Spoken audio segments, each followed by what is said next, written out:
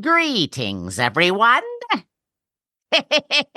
and welcome to a sinister selection of cinematic signage with a petrifying portion of PITTA-provided pleasure, possibly, edition of Monster Party. Monster Party. Monster Party. Monster Party.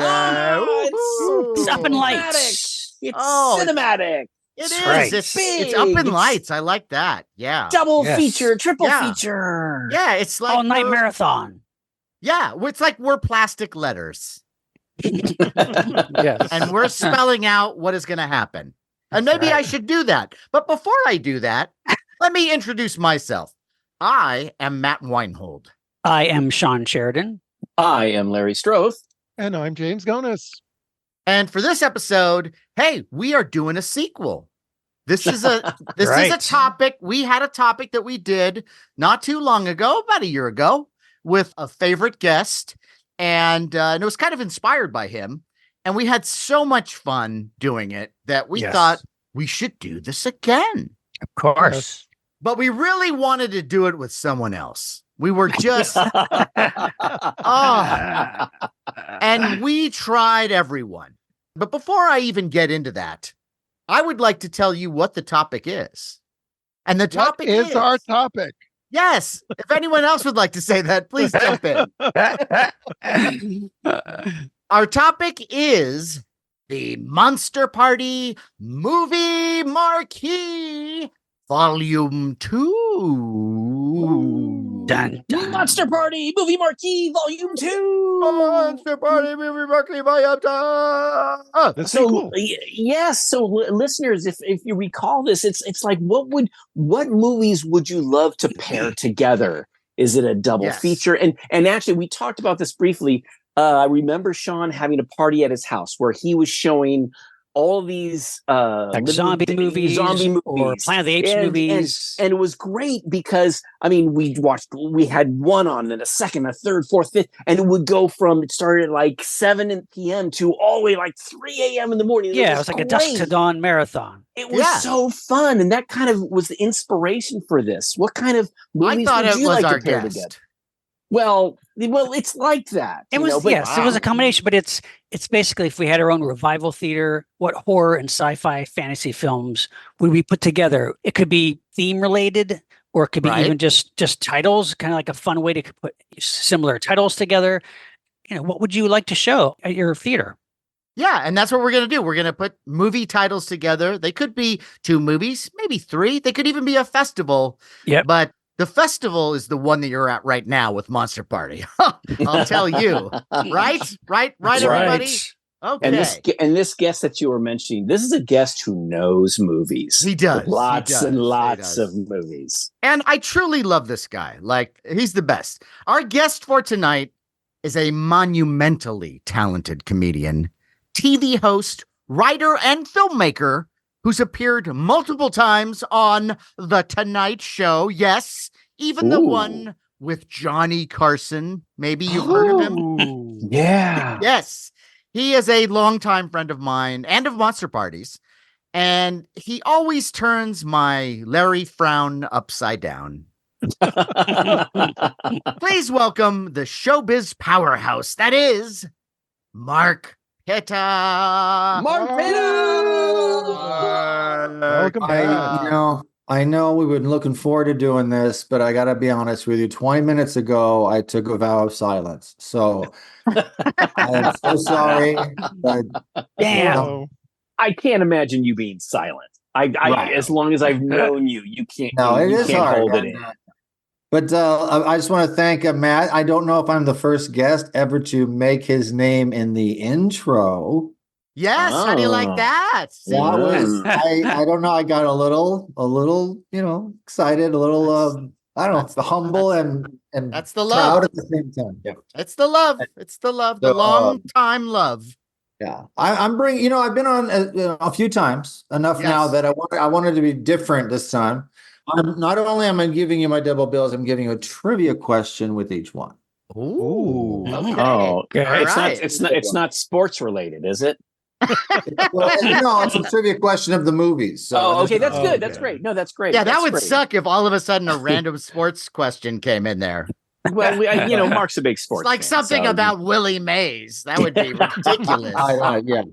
who's a famous Involving baseball numbers. player. You know what? As I say that, I'm looking at my notes. I'm like, did I get a trivia question for the first one? I mean, It's okay. It's already falling apart. The they can whole come and show is go. already falling apart. oh no, I remember it now. I remember it now. He Okay. remembers. Okay. So what do you say we do this year, Mark? You're going to start off. You're going to give us some what Give would us a- make a great Yes. double, triple bill for your theater. A great Well, night let's at the go down theater. with a little bit of a surprise. Okay, so my first one I chose is from 2023.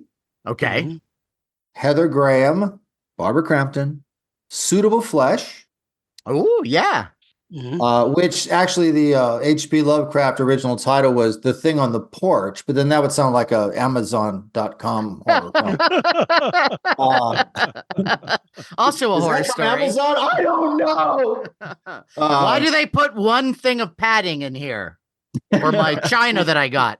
All right, so you got Why is it so easy to open? I never use any appliance. I just it just opens right away. Anyway, now should I tell you Suitable what Flesh? it's about or tell you the second one? No. Give us the two. It'd be this Okay. and this. So the second one's from 1987. I think it's a good pairing. It is The Hidden from 1987. Ooh. Kyle Okay. MacLachlan. And tell us what why is that a theme? Why Yeah. are they connected? Because in each movie, an entity enters other people's bodies. In Suitable Flesh, it's done through a incantation, and Right. then Oh. seizure, and then that entity is in that person. Well, in The Hidden, it's more visceral. With it looks like someone's swallowing a trout. Yeah, it's like a, Yes. it's like a sci-fi slug kind of thing. Yeah. So, do you like those two together? Knowing those I movies, do. Go ahead. because I wrote Barbara Crampton on Instagram, and I asked her. I said, "Hey, Barbara, I'm a guest on Monster Party tomorrow. The topic is double bills with Suitable Flesh. I chose The Hidden. What do you think?" And she wrote, "That's a good call." Oh. There we go. Nice. This is So anyways, Barbara Crampton endorsed. Nice. So, yes. Wow. First, yes. Is Although Wow. I do have, I mean, she's one of the producers, and I've been enjoying listening to the commentary, but there was one mistake in it. The man who's kind of like the doting wife in it, because they Yes. reversed the role. In the book, they're male. They reversed it for the film. Jonathan, I'm going to say Shrek. Listen. Shrek. I'll buy it. There's a scene because, he's kind of the female character in it now, but there's a scene where they have a really erotic sex, but they have to stop because the cops come over and ask a few questions for a while. Then that guy wants to have sex right away. There's no men I know that can have two orgasms that close together and not die. So I Well, think wait a that's minute. wrong. Wait a minute, Mark. It's the supernatural. See? Yeah. true. Oh, that's right. It's the You're right. I supernatural. totally forgot for an instant there was an entity. It's the entity getting all the Yeah. Which is kind of like in The Hidden, that it's like that alien creature likes all the violence and it gets Uh-huh. off on all that stuff. So yeah. I always like the moment the body just kind of digs it. Yeah. Like, Yeah, oh, I'm yeah. a woman. I have breasts. But So Heather Graham, it's not easy to be a sexual actress or even to shoot erotica, but she does a great job, and it's not easy to do. And all those actors No. did. So it's really erotic, this film. How many Really? have Yes. seen it? I have not seen it. I heard it's Not good though. seen it. I have seen it. I really enjoyed it. And Barbara Crampton will be sexy forever. Like, Oh yeah. Agreed. but agreed. she's also a really great actor. Yes. Like, That's yes. realistic, yeah. And between that movie and Jacob's Wife, I don't know if you guys have seen that, but No, but I've heard Uh, that's also good. yeah, it's like a take on kind of a feminist take on a vampire movie. And she is terrific. And so both of those films show you what range she has. She's so Right. great. And there on the commentary, she mentioned she lobbied for more sex in Jacob's Wife. Oh, really? Wow. No. Yeah. And she Wow. said it was done well and tastefully, but like it needed it, So yeah, because Yeah. people shy away from nudity and remember that magazine, Matt, Celebrity Skin, and it was anybody naked in a movie they would put the I frame on. still get it. I still get it. It comes Oh, every It's like Monday cinema. on the dot. So, It's kind of retro. So, Mark, for your double feature, it is a rated R double feature, so it's really for adults. Oh, right? definitely. Yeah, Okay. kids don't. Oh, there is as No. much sex as there is blood in Suitable Flesh. Okay. Okay. It's But I great. recommend it. I recommend the Blu-ray because the extras are good. Although, Barbara, if you are listening, was it the phone going off in the drawer? That's why you got in trouble? It was like they couldn't find something. She goes, "Oh, it's in the drawer." And I'm thinking, "Oh, that must be a phone." And because they said the producer's in trouble. So it was pretty funny. So that's my first love one. So bloopers. go see, yeah. Okay. Suitable Flesh. Very and the- strong. like it. Very Thanks, good. Mark. That's good. Okay, now so he did a rated R thing. I'm doing more of a family one. Let's say Of course we're you not going to are. have we're not just going to have a double bill. We're going to have a triple bill. Okay, and it's something where no. families can go to. No. It's more like PG-13. But there are a lot of films out there about dragons. But what if it's Oh, a God. talking dragon? No, why are you downplaying my neat triple movie No, thing? go here? ahead, go ahead. Okay, so what we do is we start out with from 1996, Dragonheart. Which Okay. has a great talking dragon with the voice of Sean Connery. And then we go to the 2013 The Hobbit, The Desolation of Smaug, directed by Peter Jackson. Great talking dragon. Right.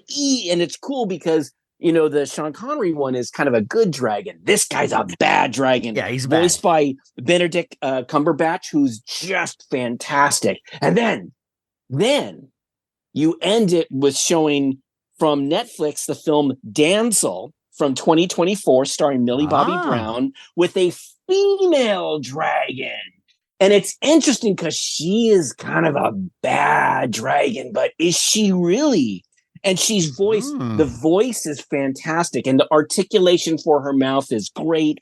And the woman who did her voice is called Shoren Agadashlu, and she's got this really creepy voice. I'm sure it was modified a bit, but it's 3 really interesting films that have talking dragons. And you got 2. It's like with Sean Connery, you have that great famous voice, and then with Cumberbatch, the evil voice, and then a female evil dragon voice. So 3 interesting talking dragon films. And you love Damsel, right? You're a big fan of this movie. Well, it's funny because my daughter Kathy brought it up to me. She said, "Dad, you should check this out." And it was actually Millie Bobby Brown has her own production company, and she found this script, and she gives it her all, and it's really neat, and it went in an area where I didn't think it was going to go, and it surprised me. I thought it was really interesting as, let's say, a film with a dragon would, when you see a film with a dragon, you think it's going to go a certain way. And this just went in a completely different direction. And I really enjoyed it. It surprised me. So anyway, there you go. Cool. There's a fun triple bill of talking dragons. I do like the dragon ones. I did not see Damsel, but I do like the other ones. I did. A lot of people complained about the Hobbit films, but at least the first 2 I thought were actually way better than I thought they were going to be. Sure. And Matt, it's true. Some people feel that, with all the Hobbit stuff, we could have condensed it.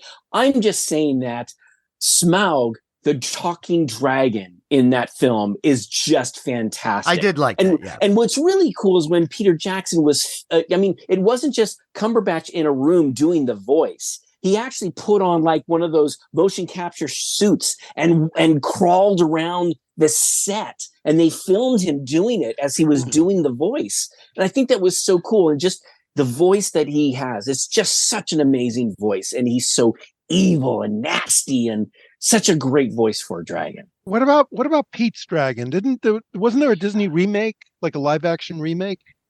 There was, right? Yeah, there was, but I will go back to the cartoon. He didn't really talk like, "Hi, Elliot, how you know?" He was more like, he did like sounds like maybe he dragon was, language. Or maybe he was on the spectrum or something. I don't know. On the spectrum. But Spectrum dragon. He couldn't really talk very, very well. I played Fluoride. And look, James, I didn't put that in there. I just thought that this would be a nice, because they're all live action, and I thought the dragon's articulation, and look from in 1996 when they did Sean Connery did a great job for the voice, and the articulation is really good for that time. And of course, it's just that whole articulation has moved so far. And with Smaug, they did a great job. And with Damsel, it's even better. It's really terrific. The only All right. dragon I know is the one I'm puffing on. Magic. By Anyway, the way, I very looked good. up Pete's Dragon. There's one from '77 with Helen Reddy. That's a cartoon one, yes. That's Oh, okay. it's live action and Oh, I the see. dragon. Yeah, actually kind of like animated. Mary Poppins Yeah. kind of thing. Yeah, Exactly. exactly. Gotcha. And it's really funny. No. So Sean, why don't you go? Why don't you give us a movie marquee? Okay, so this will be like an all-nighter. This is a movie marathon. Okay. Oh, Ooh. Because I think because I believe in the first movie marquee episode, I did one on disembodied heads. You did. Okay. Yes, you did. Yeah. So this one's going to be disembodied hands. Oh. This is a horrible hands marathon. crazy. Okay. Nice. Oh. You start with the Beast with 5 fingers, Peter Lorre, Uh-huh. J. Carroll Yes. Nash, classic movie about Peter Lorre's going crazy, he thinks there's a hand Right. chasing him. Then you go with Dr. Terror's House of Horrors, the great Amicus anthology film, and there's a segment with Christopher Lee is like this pompous art critic, and he makes fun of Michael Goff, who's a painter, Yes. and he ruins his life. Then Michael Goff, he runs over Michael Goff with a car and takes off his hand, and of course the hand comes back and haunts him.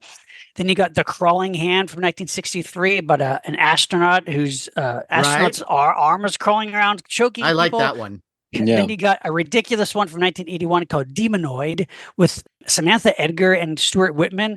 Basically, people get possessed by a hand. They have to cut off their own hand. And that goes and kills somebody else, and they have to cut off their hand. It's ridiculous. Right. Okay. Of course, the hand. Of Michael right. The Caine, hand okay. right in front of Oliver you. Stone. Why not? Oliver With Stone. Michael Caine. That's right. And The Addams Family. Pick any movie, really. I'd say go with the first Addams Family movie from Sure. 1991. Idle Hands, kind of like a horror comedy with Seth Green. Right. And then just top it off with Evil Dead 2, where Bruce Campbell battles his own hand. Oh, that's so great. So there you go. It's a Yeah. horrible hands marathon all night. But what about all from the top of your head? Yeah. That's Monster Party, motherfucker. You know, Hey, Sean, Sean has all these on Blu-ray. Yes. Sean, the only one I haven't seen. The only one I haven't seen is the Demonoid one. Is Yeah, that that's is pretty, that it's kind of like a is it Shocky or yeah, it's a kind of American / Mexican production, I think, and it's really ridiculous. It's like a possessed hand that's discovered in like an archaeological dig, and yeah, somehow that hand possesses each person, so they all have this compulsion to cut off their own hand, and it's really ridiculous. what about Hands of Orlac? That could be too, but I think that's kind of in the same area as Beast with 5 fingers, right? That was kind of a remake. That was kind of a remake, I believe, right, of the Beast with 5 fingers. So I went with the original, right? Hands of Orlac. That's right. Which is the one Well, we with could go on forever. Yeah. Which is the one with Christopher Lee again? That's the anthology film, Dr. Terror's House of Horrors. House of Horrors? That's a 1965. because if I have remember another- correctly, isn't there? He's driving and his windshield wipers are going, and then all of a sudden the hand pops up. grabs onto one of the windshield wipers. Yeah, or that's great. something. What about Invasion of the Saucer Men with the cut off alien hand? Sure, but this can only do so many. This is before you only- have That's to, right. Yeah. Yeah, we can't. He can't. These are ones that he chose for a great. These are all What human is- hand. This is the God horrible forbid human. We hand. get in on this and have some fun along with him. Gosh, Now you're like, hey, I'm sorry, you guys have to leave. No. We can't have any more hand movies in this film. And look, I will say this. I know Matt says, "Oh, Larry doesn't like comedy in horror films." You know what? In Evil Dead 2, there's Just this comedy. great sequence. No. There's this great sequence with Bruce Campbell in the hand, and I great, love yeah. that. I and that Oh, it's made the me greatest. laugh, and I enjoyed that a lot. Sean, Another that's a really regret- good What list. what about Now the Screaming Starts? Isn't there a disembodied hand in that? I mentioned that, didn't I? You did? Oh, did you? I thought I did. Oh, that should also be on. Yes, with Stephanie Beacham and Peter Cushing, Ian Ogilvy. So Matt, are you like chastising Sean for not putting certain See, that hand is films how you together? would look at it. This is how Okay. you would look at it. I'm chastising him. No, I am not chastising him. I am just simply having some fun with this. Like, oh, hey, I thought of another one, and we all go, yeah, that would be great too. You could do a whole I weekend. understand that through the He's Larry wearing- filter. It's how He's dare wearing you? his chastised belt. Like, but because we mentioned him, you know what I regret is that Christopher Lee never did a spoof in a comedy where a cameo where he works at a store that only sells wicker. I would have loved to see him. That's good. Oh. That'd be That'd good. be a nice little thing for him. Yeah. James, how about you? You want to give us some? Well, I also have an all-night marathon, and this Okay. is five feature films of dirty puppets. Oh, I like it. And Dirty I'm puppet? talking Peter Jackson's Meet the Feebles Okay, Okay. of course. 1989, Team America, World Police from Oh, 2004, and a few films I don't think we've talked about before. Jack Boots on Whitehall from 2010, which is a British film, where the puppets they're a little bit more like 12-inch action figures.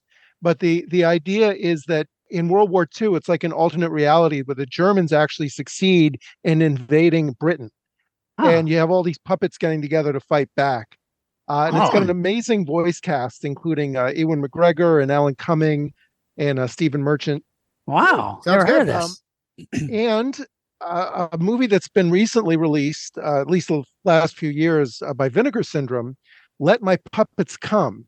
A Oh my 1976 porno movie by Gerard Damiano, who did Deep Throat. Yes, right. And it's actually not as painful as I thought it would be. It's actually got some really kind of clever original songs. Oh my gosh. It's a musical. It's a musical, right? Wow. And I've I mean, not it seen is this. hardcore porn, but it's all puppet genitalia. Wow. And it's considering. I mean, it's the idea is that these it's all puppets, but these corporate business guys have to pay the mob because the mob is calling in their debt. So then they have to come up with all these interesting ideas for a porno movie. And so it's told in little short stories, and there's not a lot of momentum. So it's not a lot to keep your interest. But I think that if it's late at night and you're really, really stoned, then it works better, I think. I'm sure it does. I have a question. I have a question about puppet sex. Yeah. First of all, if two puppets are having sex, can either of them get splinters?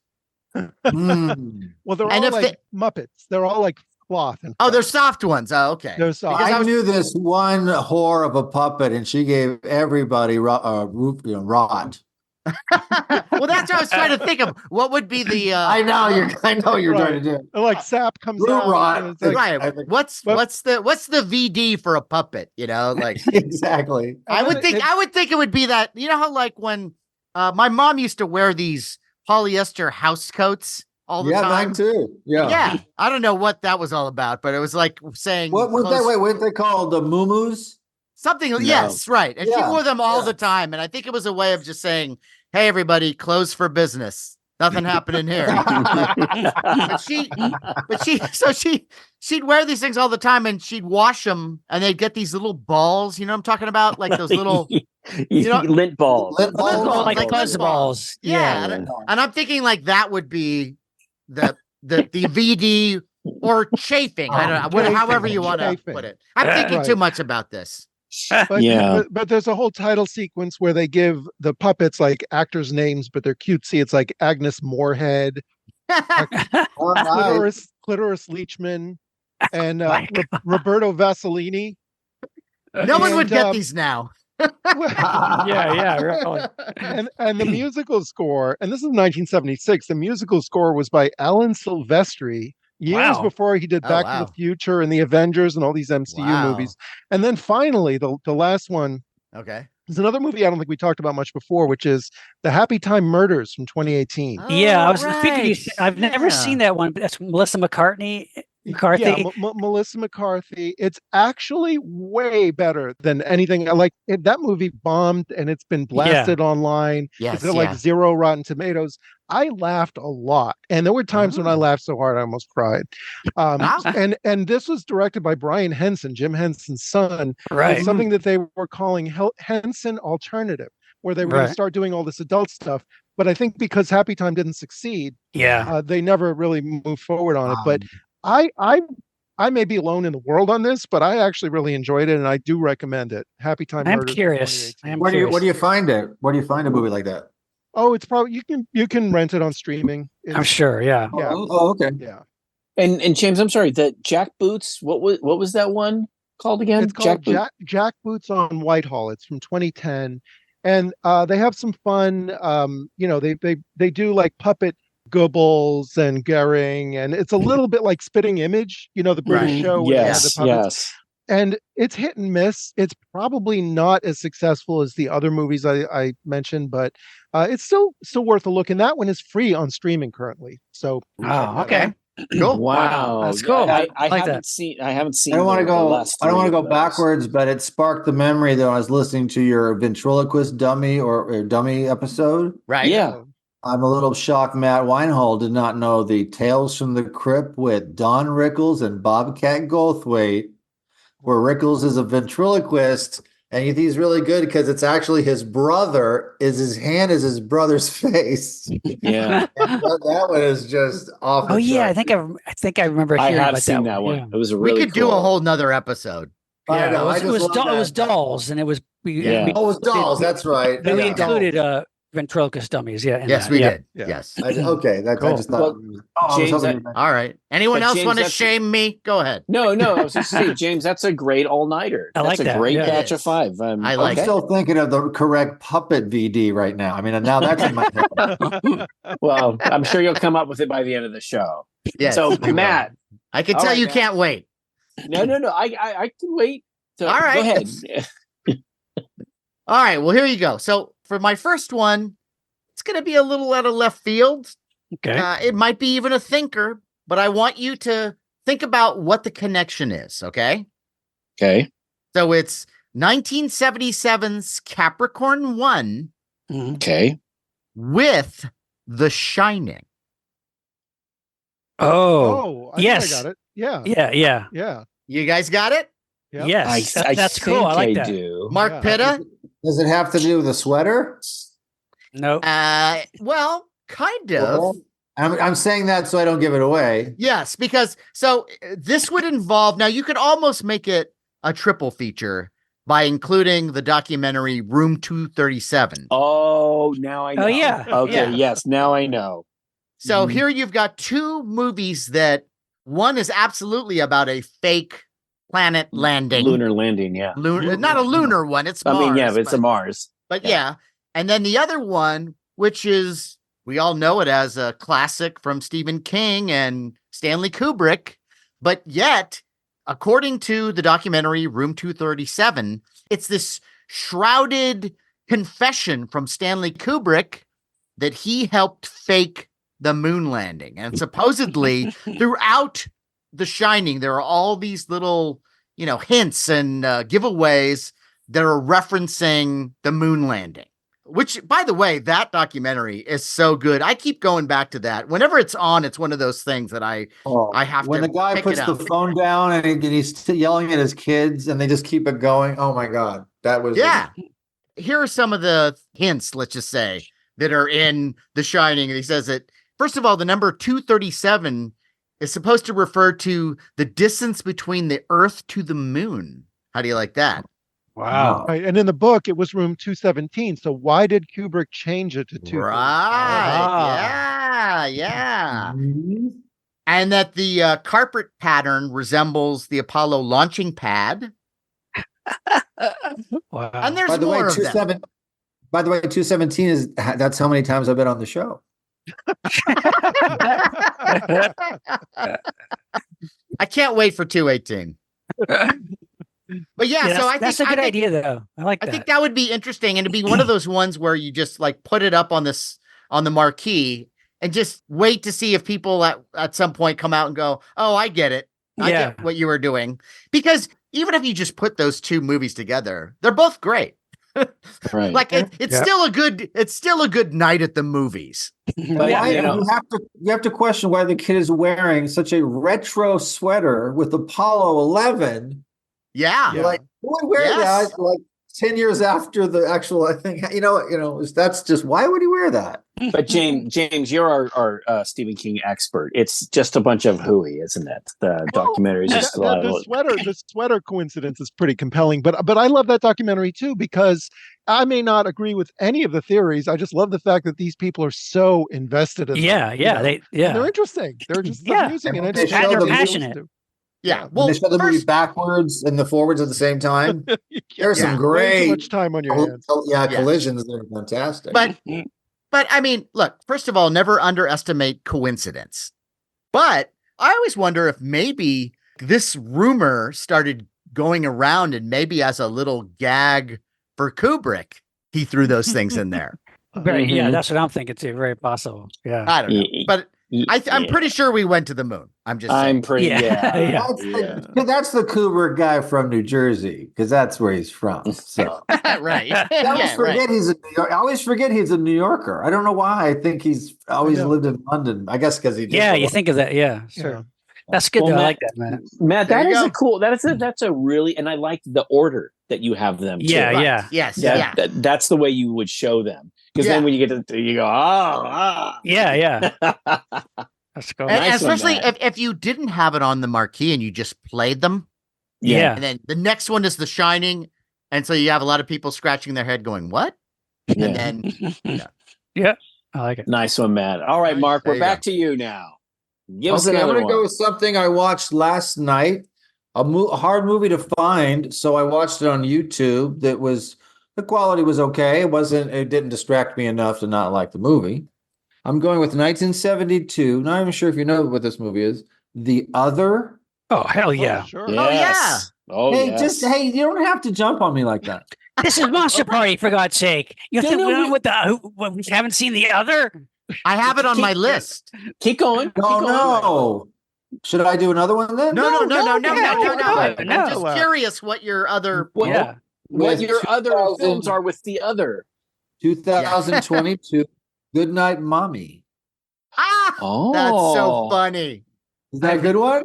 Yeah. I have the I have same not one. seen that. I've not seen that. Oh, well, it's about these twins that don't believe their mother is their mother, played by Naomi Watts. And in the other, Ah, these twins that just a lot of accidents happen around. Oh, Yeah, yeah. One man. twin. Right. That's okay. I But like you guys that. have seen the other because we're Monster Party and you can't even fuck with me with that one. Yeah. but the better version of that movie is the Austrian one because that's a remake. Really? Yes. Good Night, Mommy. Yes. Yeah. The Goodnight Mommy from 2014 is an Austrian film. Huh. And the fact that it's in another language also adds a creepiness to it for me. Oh, I Especially when you bet. have this, German accent. But Okay. but I had the exact same thing, Mark. Okay. Wow. Well, Really? because if you really think about the ending of both movies, it's the same ending almost. But anyway, I do want to give some facts about the other. When I couldn't find it on Amazon, 9.1 thousand requested it, and 4.8 have seen it on YouTube.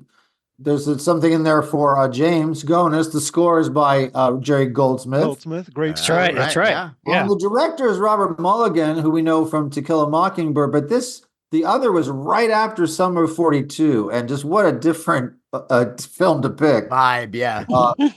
And the only reason I wanted to see the movie was the trailer, and it was Lou Frizzell's reading in the trailer when he just opens up a barrel and goes, "Oh my God, my God." I remember that. I remember what that. the fuck is in there? And we find out with 3 minutes left in the movie. Yep. Hey, wait, what's that actor's name, Mark? Lou Frizzell. Isn't Lou Gazelle in Capricorn 1? He's the guy who, when they first get into the capsule, goes, "Hey guys, just want you to know I'm very proud of you. I want you." Oh no. Yeah, that's the guy from. You know, I think Oh, These it's- now Lou scenes- Frizzell. Lou Frizzell's also, because it was the same director. In Summer 42, he's the guy that runs the drugstore and the guy's trying to buy rubbers. okay. And Summer of does this 42. mean- does this Summer mean 42 that- is referenced in The Shining. So Yeah. so this means we didn't go to the Wow. moon. Great. Right. Right. Oh, that's good pretty though. I like sure. that. Wait a minute. Is it still my turn? Yeah. Yes, go. Are I you did adding first to For this? 3 I more forgot. minutes. In all of our fun, I forgot the trivia question for the Oh. hidden. Michael Nouri is one of the cops. Yes. Michael Nouri chose the hidden other than this other movie, which made Mel Gibson a star. Mel Gibson was known, but this really helped him. Michael Nouri was going to be in Lethal Weapon. Oh wow. Really? Imagine that with the hidden Wow. Michael Nouri. If you know, he has kind of like no charisma to me, but anyway. Yeah, I don't know. I Interesting. don't know about that one. I think now they went with the right choice. I love the other though. I enjoy that movie. Yeah, it's really good. A young John Ritter is in that film too. That's right. exactly. And it looks like I done it again. I have not written a trivia question. I'm not going to cry, but that's stupid. That's okay, Mark. Mark, That's that's okay. That's But that's I a real. promised, and now the listeners are like, "Where's the trivia question?" So I'm gonna probably get one before. Yeah. Okay, maybe on the Our next show round, is but- based on lies, so No. But Mark, Good that's Night a- Mommy is worth. It was one of those pandemic movies. Like, Yeah. do I want to watch Naomi Watts with a mask on her face most of the film? You know, I yeah, don't right, know. yeah. So, But Mark, that's a good double bill or triple bill. That's a good one. oh, it was a good. I like Yeah, that. I like those together because if you do watch them back to back, and I would watch the other first. It's Yeah. Yeah. I'll mess with you. Okay. Well, that was nice, Mark. Thank you. Well, hey, who here likes calamari? I do. It's the Calamari Film Festival. Well, almost. What if you had a variety of squid terrors? Uh-oh. Yeah, okay. you do All a right. squid terror, and check this out. Check out this list. This is like in a really fun evening, late afternoon into the evening, calamari films. And they're all kind of different, and I'll explain. I would love to start out with first from 1955. It Came from Beneath the Sea, the Ray Sure. Harryhausen classic, which Right. it's really not a giant octopus. It's a sextopus because just to make things go faster, it only had 6 legs and not 8. But Right. you know, you Eight can't would really have killed Harryhausen. yeah, well, I mean, look, Yeah. he was under pressure, time is money. But anyway, so It Came from Beneath the Sea with a stop motion animation octopus. Then you go to 1954's 20,000 Leagues Under the Sea. And that's with that's where a giant octopus squid attacks. Not an squid. octopus. Yeah, I know, but a squid attacks a giant submarine, and it's a huge practical prop. Right. And it's so cool. It's a really fantastic scene starring James Mason and Douglas and Peter Lorre. Great film. So you got the big set piece. Then you go to the 1977 version of Tentacles, where a lot of it is an actual live action octopus. Yeah. Not as great, but it has a great cast. And then you top it off with from 1970, Yog, Monster from Space, or Space Of course. with a guy in a giant squid costume. So here you have these giant squid-like creatures, octopus creatures, in different ways. You're right. I Stop like motion- that. I like that. Stop motion, live physical action, prop, a giant guy in a and suit. a car costume. Yeah. Wouldn't that be fun? That's think that cool. would be Yeah, I know, I I love like it. that. That's good. Can I hear the James Mason one more time? There's James Mason. Can I hear him without the throat cancer now? I don't know who Well, that's supposed to be. But Yeah, okay, so I thought you were doing the Ritz brothers. look, I love James Mason was Captain Nemo, if I'm not mistaken. Yes, exactly. Yes, that's right. and Kirk Douglas played Sailor Netland, and he's great. It's a great Didn't film. he dress like somebody on Hullabaloo? He had the No. stripe. Mark, do Hullabaloo. your research. That's what a sailor would wear back then. Oh, I know, but I was thinking, if you fell overboard because of the white and red stripes, they would be able to see you better, and they could throw a rope to you. Here he goes. His history. Can we add Thank you some? there. Can we add some now? Of course, and I know. And there are this is others- no offense to your selections, Okay. but I think James would hate me if I didn't bring up the calamari wrestler, right? Thank you. Yeah. I was about to That's jump in true. with that. Yeah. That'd be a And, good, of like, course, way my to top it off. octopus teacher.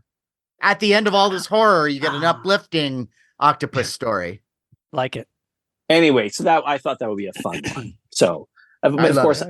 I'm not a fan of calamari, so I would probably be eating buttered You're shrimp not, during the huh? whole time. No, Interesting. Okay. Not even but I know- fried, huh? no, because I know you Matt, guys. I know you guys love it. I'm not a Matt, fan. this just in on WebMDB. If you're a sock puppet, you can get fungus. Fungus, right? Oh yeah, perfect. Mold, That makes right? sense. Oh, That makes yeah. sense. Mold. All right. So, Sure. Sean, moving from squids and octopi, what do you got for us? So this one, I want to see if you guys can figure out what the theme is. This is a marathon of 5 very different movies, all fall in genre, horror, sci-fi. Okay. Okay. A very, Thanks for very, that. very different, very strange selection here.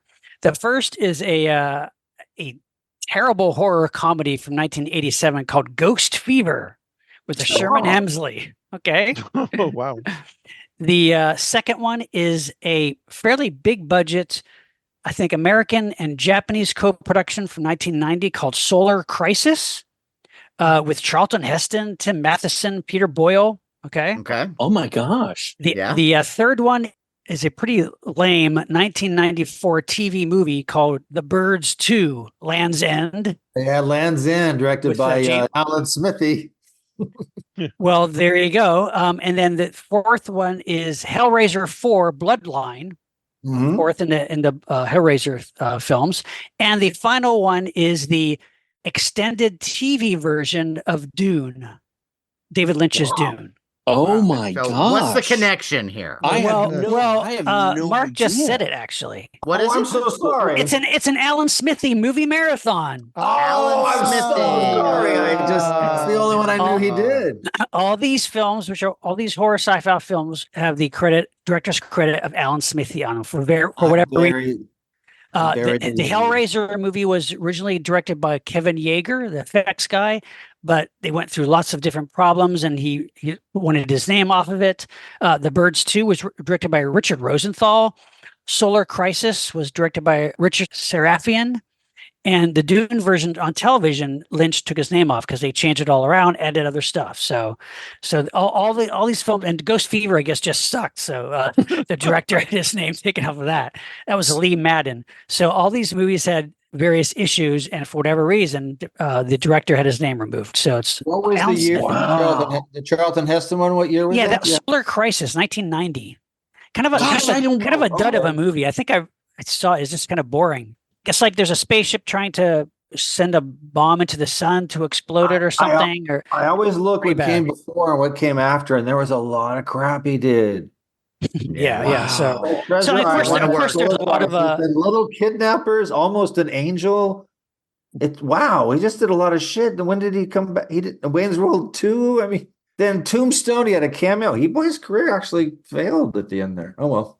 Sean, it's funny. I'm not familiar with I'm familiar with Hellraiser Bloodline, but I haven't seen it. I can't. And I actually like Hellraiser Bloodline. I think Matt, we've talked about how the end, because it takes place in space. Part of it takes place in space with the space station that has this great ending. But Dune, I actually love the theatrical version of that. But Birds 2 is pretty bad. Ghost Fever, I've seen parts of it's terrible, and Solar Crisis is just boring. And it's it's amazing. It takes so much to put together a big film, small film, whatever. And as a director, you put your blood, sweat, and tears into these things, and it's for someone to take their name off the film. I mean, it's they probably went through an awful lot. Get them so angry. Wasn't there a movie actually called directed by Alan Smithy? Yeah, I think there was. Yes, I've not seen that. Yes. Yeah. And the irony was it ended up being directed by Alan Smith. Right. That was Oh, Sean, that's a nice batch. That's a good, good batch. Very good. I like that. All right, James. kind of fun. All right. This is a double feature with a short featurette in between. Okay.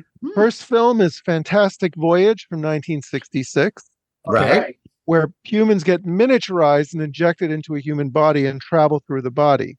Okay. The second feature is Joe Dante's Inner Space from 1987. Oh, yeah. Nice. Mhm, yeah. Where Martin Short is miniaturized, where Dennis Quaid is miniaturized and injected in Martin Short's body. Right. And Both hilarity ensues. Yep. Right?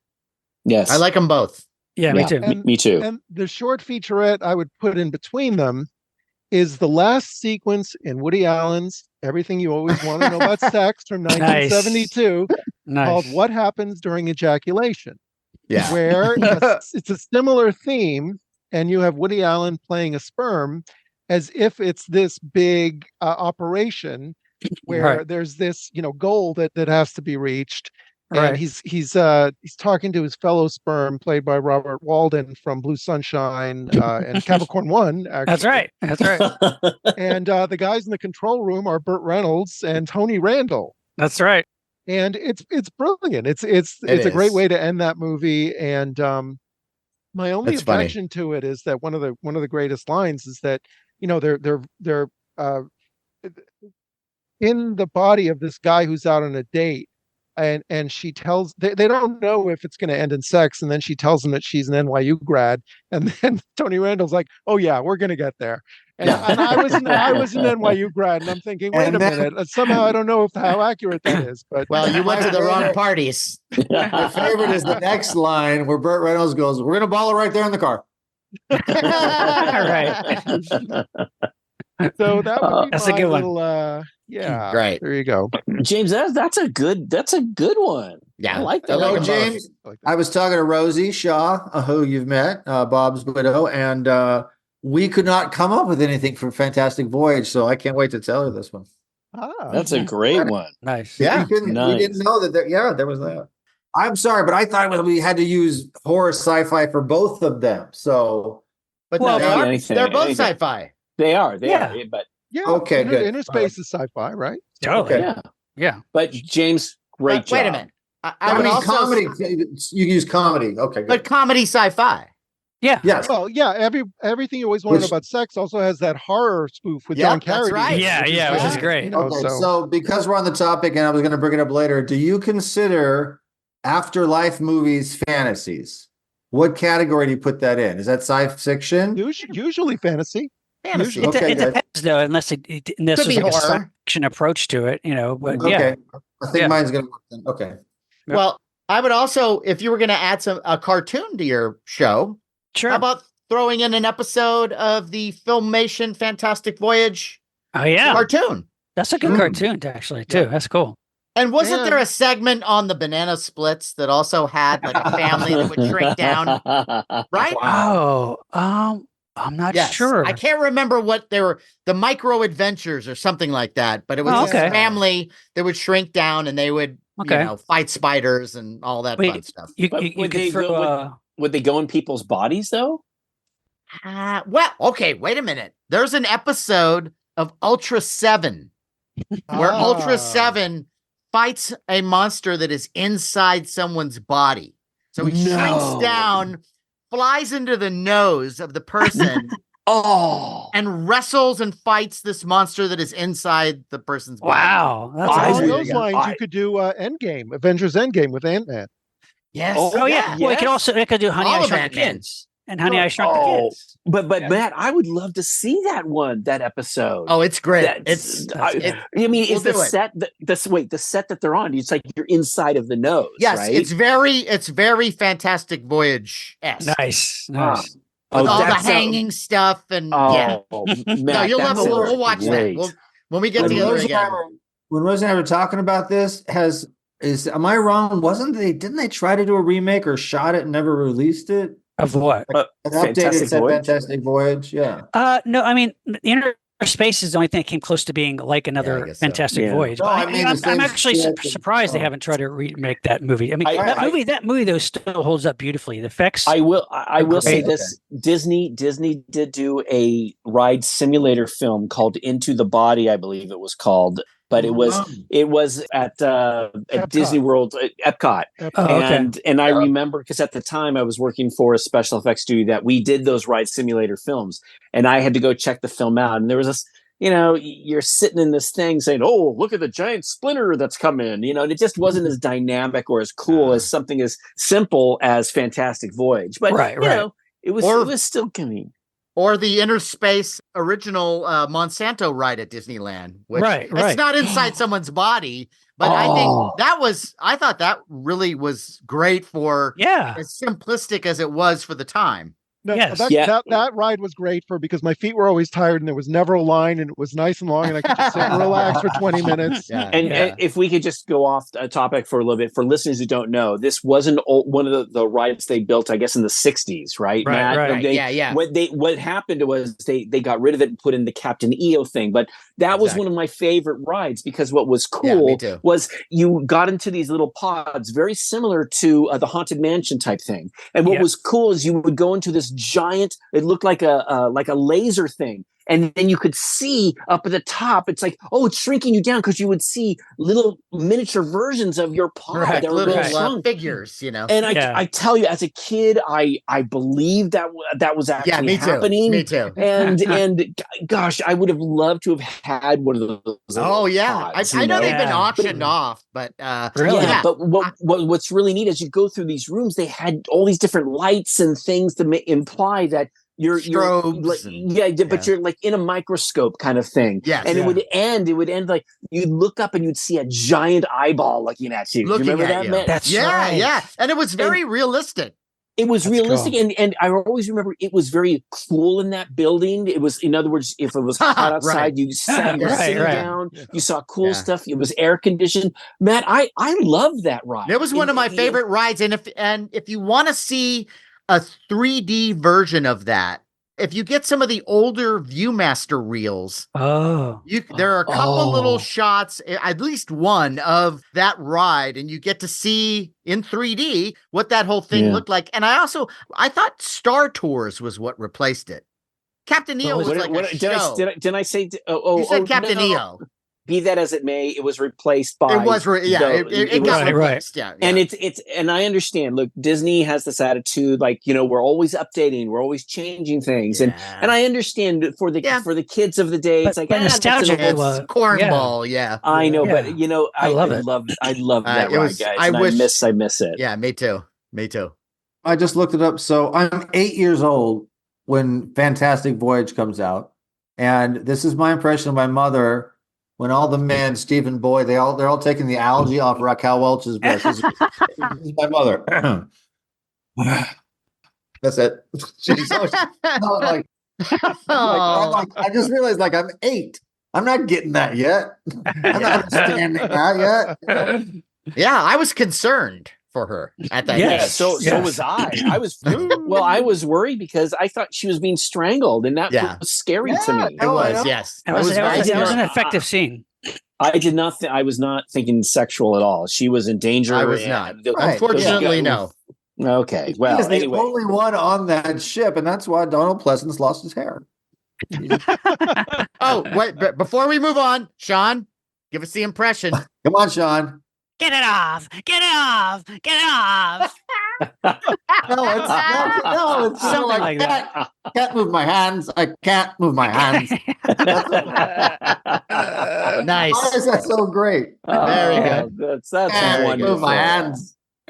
Before we go into the lightning round, I would like to just do my turn, if it's okay. Matt, please. Okay. So I have a film festival. Since everyone's doing it, I am going to give you. And that's how Matt got his cannabis addiction. That's how it happened. I happen to love alien abduction movies. I love them. Yeah. Even ones that are questionable. There are a couple exceptions. So this is my Alien Abduction Film Festival. We started with 1975 TV movie, The UFO Incident, with James Earl Jones and Estelle Parsons, about Barney and Betty Hill, famous case, right? Yes. Then we go into Close Encounters of the Third Kind, right? You have to. Right. That's a classic. 1977. We all know it. Then we go a little crazy with 1989's Communion. Oh, yeah. Christopher Walken, based on the Whitley Strieber book, very popular. And then we go to a weird one. And this is, for the longest time, it was kind of hard to see. And it was called UFO Abduction, aka the McPherson tape.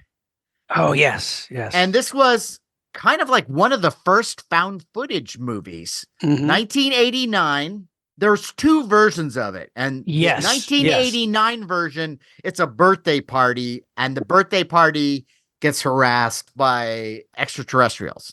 They made a remake of it, and that was in 1998. And that's called Alien Abduction Incident in Lake County, also known as the McPherson tape. So it's a little confusing, but they are two different movies.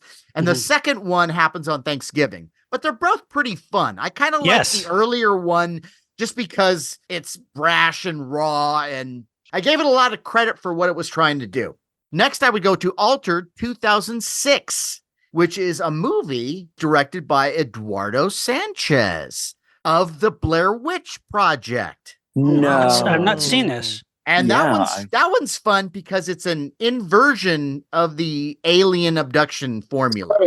You've got humans who have been abducted a bunch of times are pissed off that this keeps happening. So they abduct an alien and fuck with it and torture it and do all this stuff to it. And then the aliens come after them. And it's not genius, but it is fun. Cool. And we're almost done here, folks. Next, I would go to Extraterrestrial, which I think I turned Sean onto this. Yes, you did. That's a good really enjoyable Canadian film. And if you're looking for anything that is super surprising in the plot, forget it. It's a standard alien abduction horror story. Yeah, it's horror. It's kind of horror, intense horror at times. It's horror, but I think there are some great effects. Again, it's not genius, but I had a lot of fun with it. Yeah. And then there's a movie called Alien Abduction, also known as The Morris Family Abduction from 2014. And this was a found footage alien abduction horror thing that revolves around an autistic kid recording the whole alien abduction deal. And like his family is being attacked while they're on a camping trip. And then finally, the last one, we top it off with a new sci-fi classic. One of my favorite films of 2023. No One Will Save You. Oh, yes. Ooh. That's a great one. Brian Duffield film, stars Caitlin Dever, and she is this young woman who is apparently shunned by the town that she lives in, and you don't really know why. Yeah. And in the midst of all this, she is terrorized by aliens, and it turns out it might not just be her that's being terrorized. And it's a great film. It's one of those science fiction movies where you go, why isn't this in Best Picture in the Oscars? Well, that movie, Matt, like what's so great about it is, for the most part, virtually, there's no dialogue in the film. I mean, there's like background sounds, you hear like background conversation, but there's no like conversations between Not people. really, no. Not really. It's just this girl. Words, you follow, just a few words. Yeah. You follow this girl through this whole harrowing thing, but it's all through her point of view, and it's great. It's really clever. Clever ending. Good. Yes, it's really good. For Brian Duffield, I would also recommend Love and Monsters, which is an earlier film of his, which is a little more comedic, but also very clever, and also has some very good CGI monsters in it. Okay. But that would not be part of this film festival. Okay. So there you go. You know, we'll go to Sean's house. We'll get all these. We'll get our jammies on. We'll get some popcorn, little reefer. We'll get some booze for Larry. Well, some crack for James. Well, that's a lot of movies in a row. Yes, it is. I would maybe try to work in the pilot episode of South Park where Cartman gets an anal probe. There you go. Well, that's, you know what? That's extra credit. That's the ones who are like, no, I want to keep going. And they're like, all right. That's the cartoon before the feature. See, exactly. What's funny about that is I remember when Sean had his big Planet of the Apes party, and he actually showed the Planet of the Apes cartoon. That's remember right. that? That's right. You would try, in between the films, he would show some like, here's some Planet of the Apes toys commercials. Let's watch these. Yeah, that's right. The Ultimate Apes Marathon. They do that at the New Beverly, and they have some weird stuff at the New Beverly before the movie. Like when I was there for Halloween, they would do Mr. Magoo cartoon. Nice. They do Frankenberry commercial. It was pretty good. That's cool. That's cool. I like it. Well, Matt, that is one heck of that's quite a festival. Yes, it is. Yes. But you know what, Larry? We really haven't heard that much from Mark Pitta. Okay. No, we haven't, because I think it's his turn. I cannot believe the transition is so is perfect for this because I wasn't going to plan. I hadn't planned to talk about this, and I'm getting a little hot. But I could say I saw something in the sky in Vegas that I cannot explain. Mm, And okay. what caught my that's right. interest? Yeah. Right away I looked up. I go, that is going fast. Do we make something going that fast? It was just this light shape. And then it went one direction. Then when it dipped down and up and down, I'm like, well, wait a minute. And then it cut on a diagonal. And I'm like, is there a spotlight you can do all that shit and be that high in the sky? It was like, it freaked me out. It was like, That's cool. that's all I'm saying on this date. We're recording this Major League Baseball, March 28th. I did publicly say, I think I didn't want to say a spaceship. Well, a UFO is simply an unidentified flying object. Well, You're not saying what it is. Mark, in fairness, since you live out by Vegas, isn't that kind of by Area 51 is somewhere out there too? Oh, and Area 51 a couple weeks ago had lights going off like you can't believe. We didn't know what was going on with somebody. Everybody's with phones, man. They get these. Well, aren't they testing, different No, aircraft they have alien technology underground from the Roswell crash. Oh my God. They've done, what do you call it, the reverse engineering, and they're flying around all the stuff all that we have documented now. Yes, all the stuff that we're flying around is based on alien technology from other dimensions. Okay. Tell that to Boeing. Oh, okay. Boeing. Yeah. I'm glad you guys use comedies because it really helps this next one. All right. Okay. 1946, directed by Michael Powell, A Matter of Life and Death.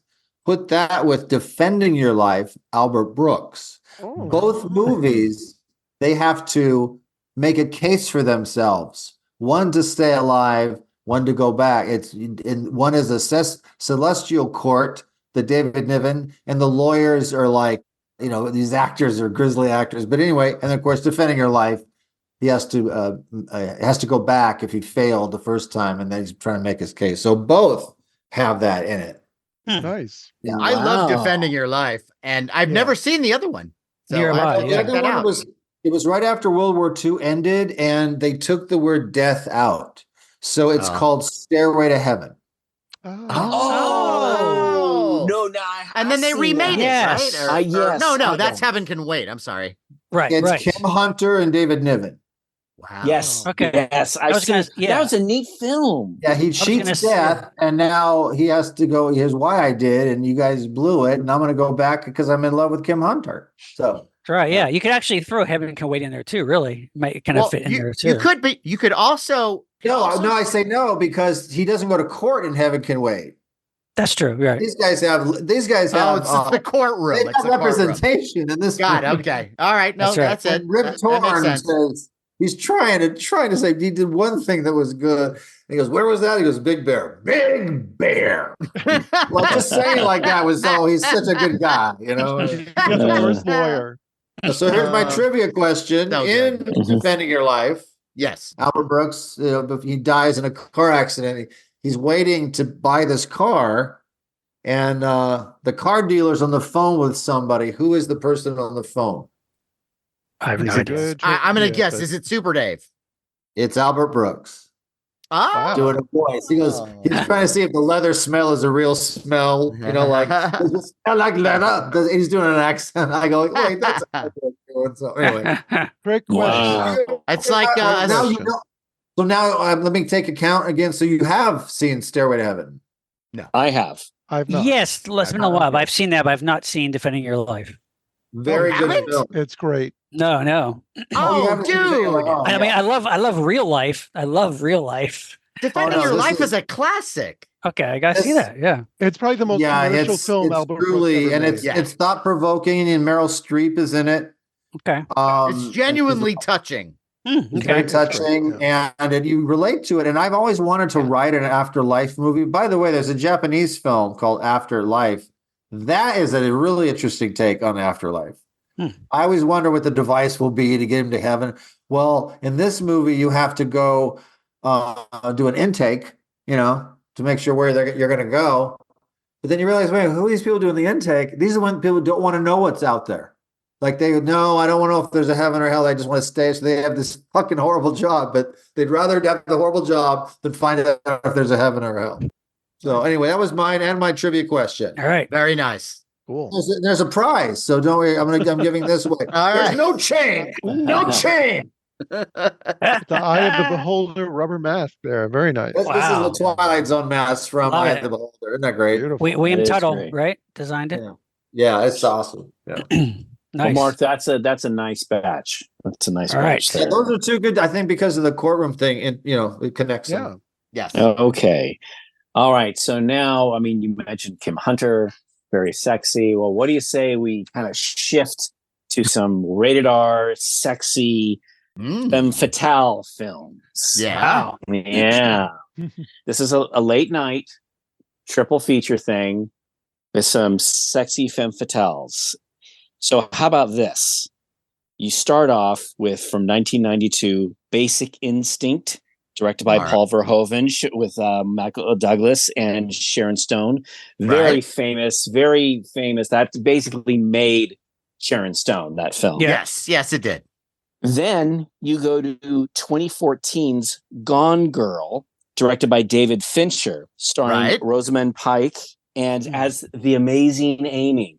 You know, this beautiful woman who does everything for you, and she's supposed to be the greatest, and all of a sudden, oh my gosh, she's vanished. She must be murdered. And it's just, it was kind of based loosely on the Lacey Peterson murder that happened in Northern California around 2002. And it's frightening where that film goes. So Gone Girl, and then I would end it with 2020 Promising Young Woman, and that's directed by Emerald Fennell, was starring Carey Mulligan. And again, another film where you just don't know where it's going to go. And I'm one of those guys where when I worked at Playboy, dealing with Playmates, pretty gals and stuff, and all the gals were just really nice and stuff, and none of them ever came up to me and go, "Hey, Larry, you're all set," because I knew better. I'm a Pillsbury Doughboy kind of guy. That was the reason. Kind of a thing. Yeah, well, but it's like, so it's like in these films when you have someone who's as attractive as a Sharon Stone or a Rosamund Pike, or it's like, how can they really like me? Kind of a thing. I think all three films are great, and you just don't know where these are going to go. And I think this would be a great night of femme fatale thrillers. I kind of walked out of Gone Girl. Did you really? I don't think I've not seen that. I started watching it, and it so annoyed me, and I thought I didn't buy any of it at all. I hated the acting, but I've heard that it's good, and maybe that's one maybe of the list of movies that I think maybe I should go back to. That's fairness, on my list. No, Matt, in fairness. Okay, so it also has Ben Affleck as he's like the main character. And I know that at that time there was this animosity towards Ben Affleck, the whole Batman thing, and he's so big for his bridges kind of a thing.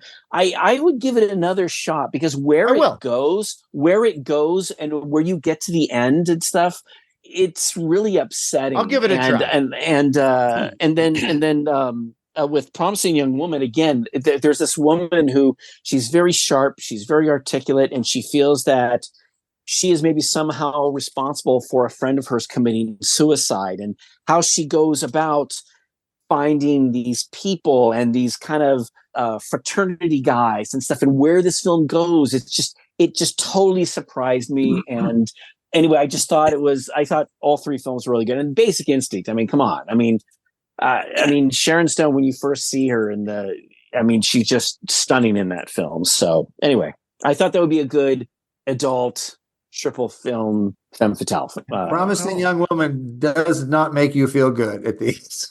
No. Mark, all of them make you feel queasy, I think. At the end of all three of them, actually. So I don't want to give anything away.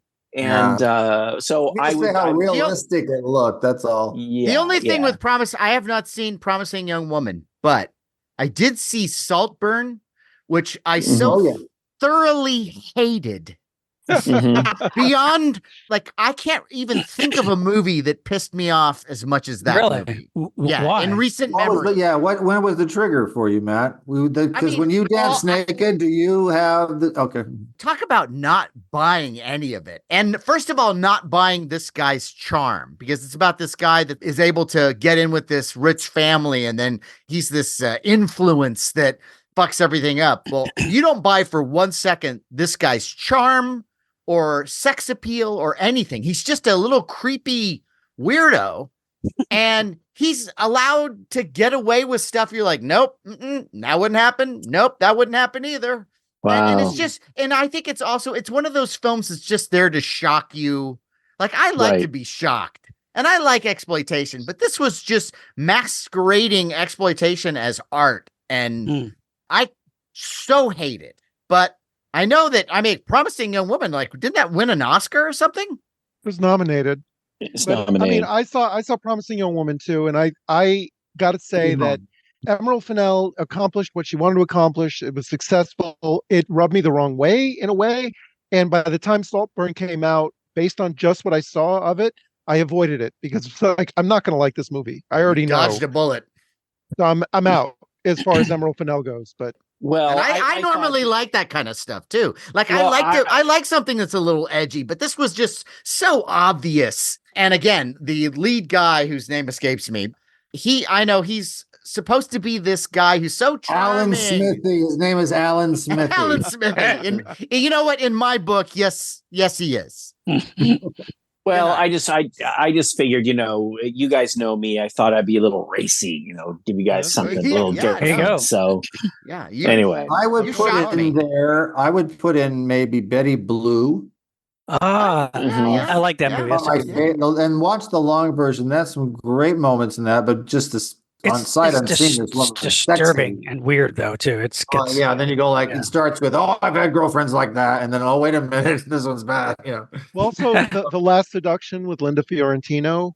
Yeah, I like Larry's picks though. Gilda. thank you, Mark. Thank you. Yeah, you're sure. Well, Mark, thank you very much. I really appreciate that. We Sean, why don't appreciate it too. Yes. So, Sean, why don't we? Why don't you give us some? Okay, here's I think that will be kind of a fun paranoid triple feature, Okay. and this would be a killer virus triple feature. Oh, nice. I was thinking of doing that. Okay, go ahead. You start with Robert Wise's classic, The Andromeda Strain, Oh, 1971, which is basically a virus that's found in space. It's attached to a satellite, and it basically decimates this town, and there's scientists trying to figure out how to stop it from spreading. And then you also have John Sturge's 1965 film, The Satan Bug, which is also a cool movie about basically a biological germ that's stolen from a laboratory. Terrorists, Terrorist, yep. With George Maharis and Richard Basart. That's a good one. And a film that, not a classic, but I do enjoy it. And this is a film from 1985 called A Warning Sign, directed by Hal Barwood and written by him and Matthew Robbins. They did Dragon Slayer. But this is basically it's an agricultural facility that there's an accident in the lab and everybody is quarantined inside, and the scientists in there, if you're exposed to it, you start going nuts and become violent. And it's pretty fun. It's got a great cast. Sam Waterston is the local sheriff, and his wife is a security guard trapped inside the facility, played by Kathleen Quinlan. And you got Yaphet Kotto, who's like the government guy, comes in and says, okay, we got to squash this whole thing. It's pretty fun. And it's very Andromeda Strain inspired, I think, too. But so yeah, you got one from the 60s, one from the 70s, one from the 80s. I think that'd be a fun time. That's a nice one. I recently watched Andromeda Strain, and for a G-rated movie, there are disturbing images. Oh my gosh, yes. Well, yes. Like, G made it. G meant a different thing back then. Yeah. That movie still holds up so beautifully to me. I was watching it today. So good. And I watched it. I watched it last week. The extras though, because Michael Crichton talks about the book getting a cult, following. And then I talked to my friend who's a scientist, and she says, "Yeah, that's exactly how they survive." She knew they used that right. I don't want to say what it is, but because It's so good. It's so compelling. It's so. it's a great movie. And The TV and, actor's best movie. I forget his name all the time. And Sean, wouldn't you say that what makes the film so great is they try to follow scientific procedures to the letter Right. from that date. And Right. we look at it now, it's like, oh, this is from the 70s, and the computers seem so archaic, but it's like at that time that was state of the art. Oh, and yeah, all the yeah. other stuff that they do, it's just, I love all the science stuff. Yeah, it's really good. It's kind of like the kind of movie you can't really make today, not in that way. I mean, Yeah. No, yeah. I mean, no, I agree, you have car chases and explosions, plus like the Right. cast. I mean, you have people like David Wayne and Kate Reed. Like these are like regular looking people. You know, Yes. like Yeah. they're not. Yeah. I mean, They're real. you just couldn't Yeah, do the it guy- today. I want to say the actor is James Olsen. James Olsen, yeah, Arthur He's in Hill. every so like great. Streets of San Francisco and Mannix. He was in Future World. Yeah, Like yeah, he's but, good at this. yeah, it's great actors, stuff. great movie. Yep. So there you go. Nice one, Sean. James. I think a good double bill would be Son of Frankenstein from 1939 and Young Frankenstein from 1974. Because Young Frankenstein is almost a direct sequel to Son of Frankenstein, if you think about it, because you've got the little kid walking around in Son of Frankenstein, played Donnie Dunnigan, named Peter von Frankenstein, not Frederick. But I want to imagine that by the time he comes of age, he changes his name to Frederick because he still wants to live down the whole I like that. Frankenstein I thing. like that. And the hair. The hair, exactly. Gene Wilder hair.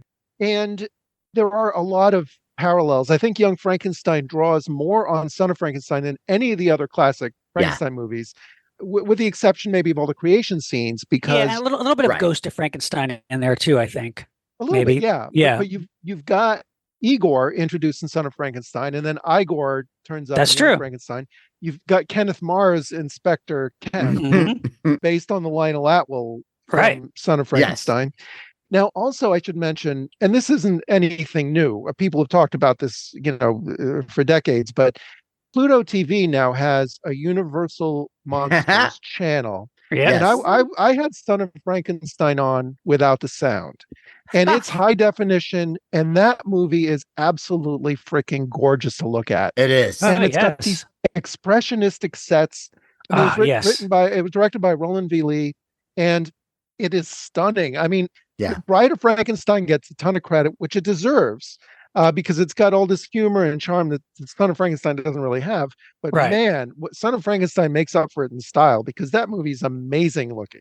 And you can really see, like, after Son, Karloff was done playing the monster, and all the films after that, although I still love them and they're really fun, they kind of truly become B movies by that point. I don't mean it in a bad way, because sometimes I like the B movie vibe for all those later sequels, but the first three really stand alone as actual like horror classics.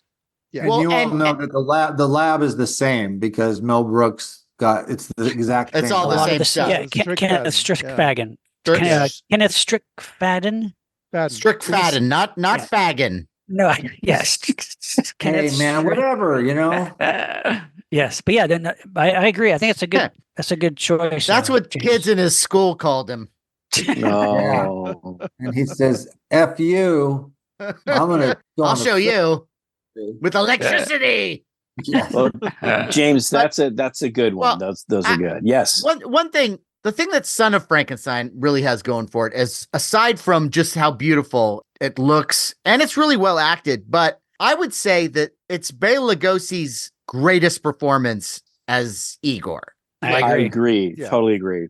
I mean, with his introduction, the scenery chewing, and it's like the perfect role for what Lugosi does. James, I think I was watching it when you were watching it. Because, it was just like the other day. There's that scene where he's in the courtroom and he's coughing, and he like coughs right into the face of like one of the lawyers or the judge, or I forget who it was, but and he's, "Oh, I'm sorry, I have this cough," and just everything he does, to the knocking on his neck. Yeah. It's all gold. I mean, those three, I don't think you could do much better. No. Yeah, I agree. So there you have it. Nice Matt, what one, do you- James. Thanks, Go Matt. ahead. What do you got? Okay. Let's bring things a bit down. Oh. Yeah, down in taste or down in Down in your Mood. mood. Okay. Oh. Okay, here we go. Just a second. Let me light up. Hold on. There you go. This is a little triple feature, which could be a quadruple feature, Okay. but I think it's best as this triple feature. I call it the post-apocalypse complete and utter downer triple feature. Wow. First, we have from 1983, Testament. Oh my my gosh, God. Yeah. Great film. Great film. Brilliant. Yes. Originally produced for PBS, was later given a theatrical release. It's star-studded. Jane Alexander's the lead, but you also have William Devane. You have Lucas Haas. You have a young Kevin Costner and Rebecca De Mornay. You know, the plot is a nuclear bomb hits San Francisco. And so this is a town on the outskirts. And so it's getting all the fallout. And you just see this family and the community just slowly die. And it's terrible. It's depressing, but it's also poignant and beautiful in the way that everybody still to the very end, they cling together. Yeah. So like, if that hasn't put your mood down in the dumps already, I'm guessing what the next one is. let me see you and raise you with 1984's British Australian film Threads. Oh yeah, right. The fourth feature that I would put in here is the one I'm sure that everyone's going to go, well, why didn't you put this in it? Which would be The Day After. Right. Now, the Day After, I feel, is too sanitized. It's still, I still like it, but it's a little too clean. Whereas Threads is fucking harrowing. And I don't know when or if you guys have all seen it. I have. I'm assuming Yeah. you have, yes? Threads is Wait, so... is this the movie where everybody dies because they're wearing really ugly clothes? It's called Threads. Yes. You see what I did there, Matt? Yeah, you know what? I would put this film with The Devil Wears Prada. But what I love about this film is that you have a nice little buildup of this is just society moving right along. Everybody's concerned with their daily problems. And then you've got the inside of like, you cut away to like the command center where they're monitoring all the horrible shit that's about to happen. And then it happens. And then the latter part of the film is just the aftermath of like, hey, not everyone has died. Everyone is, it seems like they're diseased, but people are still having kids and it's just life now. I always remember there's this one scene where the post-apocalyptic survivors have set up this little school for the kids and everybody is just miserable. Life is no longer the same. And there's a grimness to it that is so powerful that it sticks with you. It's like, it's sticky. It's like something that sticks to you after you've seen it. And then let's put the cherry on top of the atomic sundae with 2009's The Road. Oh, right. Based on the Cormac McCarthy book, Vito Morganson, Cody Smith-McPhee, father and son trying to make it on their own in a post-apocalyptic world that is not very friendly. You've got cannibalism. Oh, I'm going to go make a chocolate sundae or something. I got my balloon. Yeah. But there's a couple scenes in that movie that really, first of all, there's a scene with Charlize Theron where, you know, she's the mother of this kid and the bomb happens, but they're far away enough that they're not in the blast zone. But, you know, she's pregnant and they have this kid after this has all happened and he's trying to take care of the kid, but she's done. She's done with life. And at one point she just walks off. She goes, I can't take it anymore. And she just walks off into the fucking forest and goes, bye. Wow. That could happen where someone's just like, I can't take this. Bye. I'm going to live with the trees. And, right. And then there's another scene where they happen to, spoiler alert, the father and son to find food. They go into restaurants and they like look for anything like a little, hey, I found 3 peanuts. Yay. Right. And then they happen out of just luck, blind luck. They find this little bunker that's stocked with canned foods. And so for the next few days, they're eating SpaghettiOs and they're like, it's like heaven. And then finally they realize, especially because the dad isn't doing so well, that they can't stay here. They have to move on, but they pack up as much food as they can. But in that moment where they're struggling and then they find this little bunker, you know, this nice little respite from the just hell that the world is again, it just really hits you where you live. And then if I was going to add a fourth one, it'd be Hot Dog the movie, because why not? You know, why not ski and have some laughs? You know, Matt, when you were reeling those off, you know what came to mind immediately is The Rapture. Oh yeah, that's a different kind of a more freaky. Biblical apocalypse. Yeah, that's a good movie. Mimi Rogers with a gun to her kid's head. You're like, oh, why am I watching? That's a crazy one. Yeah, that's a good time. Or No Blade of Grass. That's just a downer. That one. No Blade of Grass. It's a silly movie, but it's also great at the same time. Yeah, it's over the top and it's super violent, but in a kind of almost pulpy, cartoonish way, but it's fun. Cornell Wilde, you know, you got to root for him. Yeah. Nigel Davenport. Yeah. If you really want to get depressed, has anyone seen Silent Night with Keira Knightley? No. Ooh, I don't know It's that. a Christmas film. She's married to Matthew Good from Downton Abbey, and they're wealthy. They live in a house. It's not post-apocalyptic, but it's almost as if the Earth was hit by some sort of asteroid, and little by little, everywhere in the Earth is getting decimated. So they know it's just there's only hours to go. So they have little kids and they let them curse and do whatever they want because they figure, okay, we're all just going to die, and they're doomed. I mean, they are doomed. It's their last night on Earth, and it's a downer, man. Merry Christmas, kids. Yeah. Okay, now that you brought that up, there's one. If I really wanted to pick a perfect one that was a little more uplifting to end all this, the fourth feature I would pick was an Australian movie called These Final Hours, which I've talked about before. Oh, yeah. There's a meteor that's hit the Earth, giant meteor. It's going to destroy everything. There's a shock wave that's going around the Earth, and it's going to kill everyone. There's no way that anyone can survive this. And so people know that it's happening, and Australia is like the last place that it's going to hit. So everybody in Australia is just like doing whatever they think that they should do during their last hours. And this one guy's having a giant party, and this dude who has this girlfriend or wife, I think it's a girlfriend who's pregnant, and he's supposed to spend those final hours with her, but he's kind of a dick and shallow. And he's like, fuck it. I'm going to go hang out with the woman that I'm cheating on you with. And she's going to be at this giant party. And that's how I'm going to spend the end of the world. Wow. But while he is going to this party, he interrupts these guys trying to rape this little girl, and he has to get involved, and he then takes her on, and she's trying to find her dad.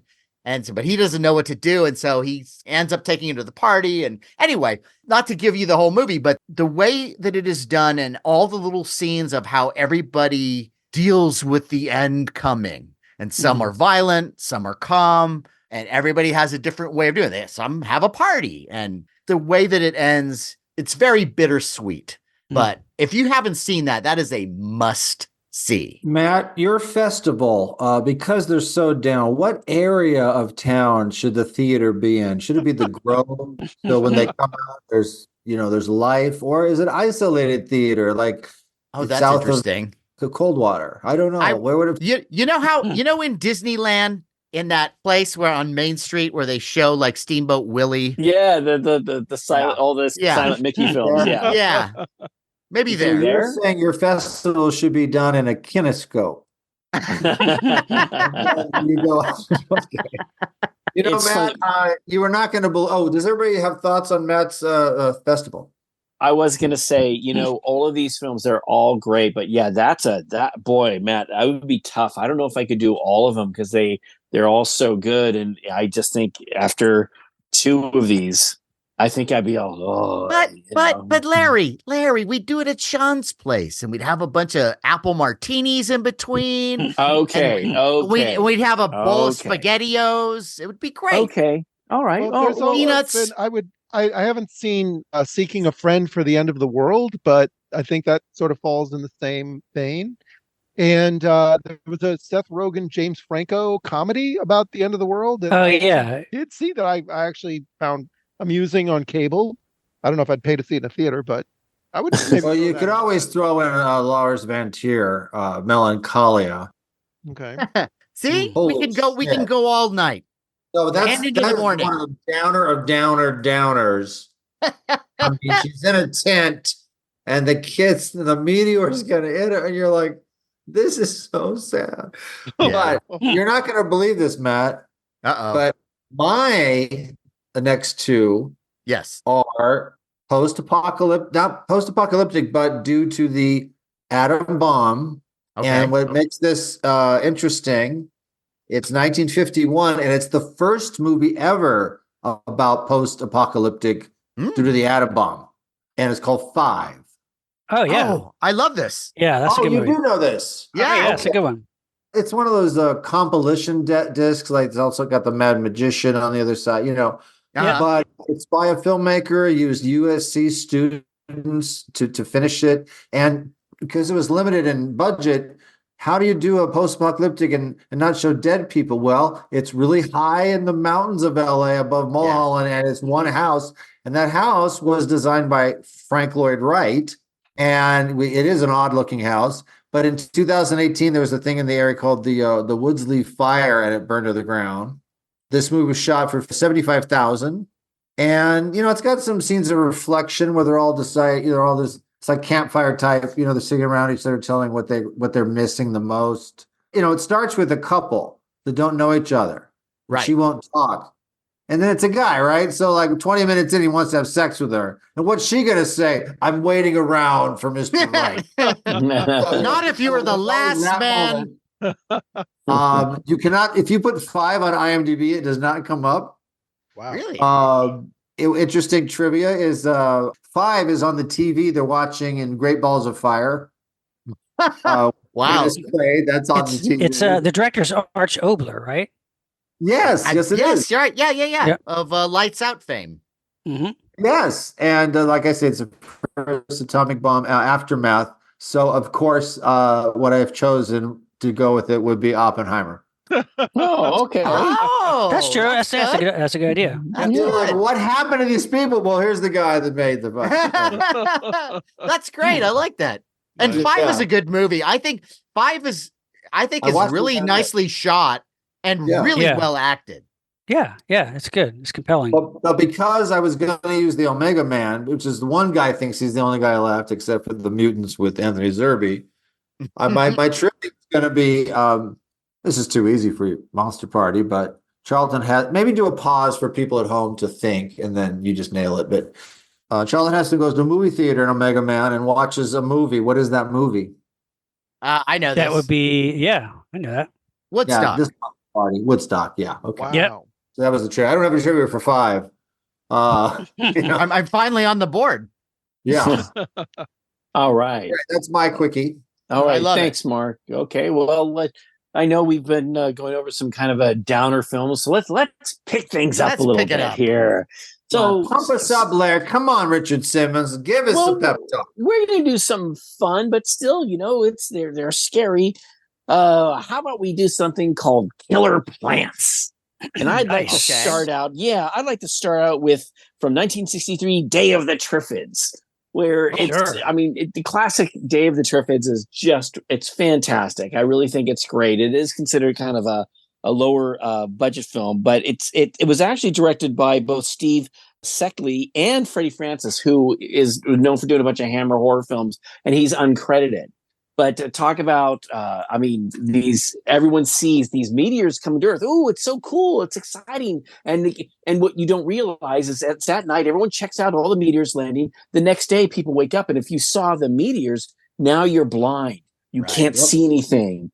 And what's happened is these meteors have landed, and now these giant plants come out and attack people and start eating people. So, Day of the Triffids, it's great. And how about you follow that up with 1986, Little Shop of Horrors, directed by Good, Frank sure. Oz. Another, and it's kind of a fun musical. And you've got one big I love it. plant. That's a great movie. That's a fun one. And then I would end it from with 1965's Sean, Dr. Terror's House of Horrors, which has a sequence of it's actually a shorter sequence, but it is kind of a cool with a killer plant. So I thought that would be kind of fun, hey, killer plants, so that's Nice. I thought that'd be kind of a fun triple feature there. Nice. I love I it. would also I throw in the lonesome death of Geordie Verrill from Creepshow, where Stephen King is covered with moss.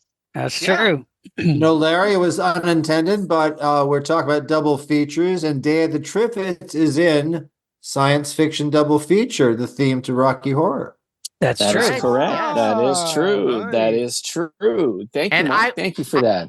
I would also recommend, because I love that movie of Day of the Triffids, but if you haven't seen the British miniseries, Yeah, I think that is really good from the 80s. Wow, I You thought have they brought that up remade the movie, before. but that's what that was from. Okay, Yes. where can we find that on BritBox or something? It's not that Maybe. hard to find. Really? Okay, I have it on DVD, so yeah. but I don't get to do DVD commentary. I'm not in the upper echelon of the DVD world. Like we here You at guys Monster probably Party. get screeners and shit. I don't Oh, get that. sure. No, Yeah. yeah. Well, from a very special friend. Anyway, that would be fun. So, Sean, why don't you give us a double? Is there any triple more there? crazy plant eating movies? I mean, there's lots. We can really do a whole That's a whole yeah, we episode. could Oh, do. they are. Yeah. There's a lot out there. I just want to move it along and get Okay. to Sean All and right. hear what his movies are. All right. John, Okay, Give so it to this us. is gonna be another all-nighter for sure. This is All what I right. called the Let's Go Clone Crazy Festival. Oh, yeah. Oh, Okay. I love it. That's Sean. clone with a K. And this is a movie. Actually, I'd like to start with the movie that I've never seen this because there's never been a good print available of this movie. From 1971, called The Resurrection of Zachary Wheeler, which is Bradford Dillman as like a senator or something. I think he's like in a car accident, but he comes back, and like it's Leslie Nielsen is like the reporter trying to figure out what's going on, and like they're kind of trying to clone the senator. Then you have the fun 1979 film Parts, the Clonus horror, Oh, great. which is great, with Peter Graves, Tim Donnelly, Dick Sargent, and it's basically like these clones are being bred in this special place that they don't know that they're clones, and they say, okay, you're going to be taken to America when you pass all these like physical tests, but really they're just using your bodies for parts. Pretty cool. Right. Yeah. Of course, The Boys from Brazil, which is the whole Right. Oh, Yeah. The Island from 2005, which is basically a big budget Michael Bay version of Parts, the Clonus horror, really. Yes. Yeah. With Ian McGregor and Scarlett Johansson. Yes. The Sixth Day with Arnold Schwarzenegger, if you've never seen that one.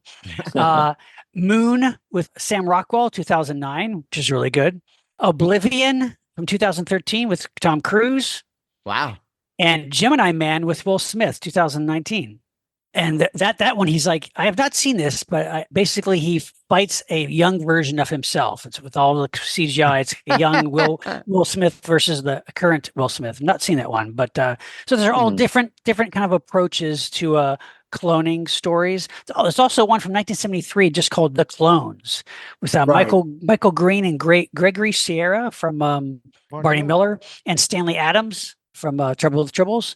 So anyway, these are all kind of low budget, big budget, and everything in between takes on clones. Yeah, but movies can be together without having the same thing. When you were talking about that movie, I was thinking The Resurrection of Peter Proud. Right. Yeah. Reincarnation. That's a Reincarnation. Actually, it's the reincarnation. Of Peter Proud is a reincarnation thriller, and the resurrection of Zachary Wheeler is a cloning thriller. But if Yes. that was a double bill with a clone movie, I would not be disappointed. Yes, true. But you could put that one with Audrey Rose, and then There you go. So there you go. Clone Attack crazy. of the Clones. You got clones. Attack right of in the title, Clones. right? Yeah, sure. What about? Do you what really about- want to put that one in there? What about Multiplicity? Multiplicity with Michael Keaton. Does that count? I would love to hear Matt's version. yeah, that's I would true. love to hear Matt sing "Send in the Clones," if you will. So You're there not you go. really waiting for that, are you? No.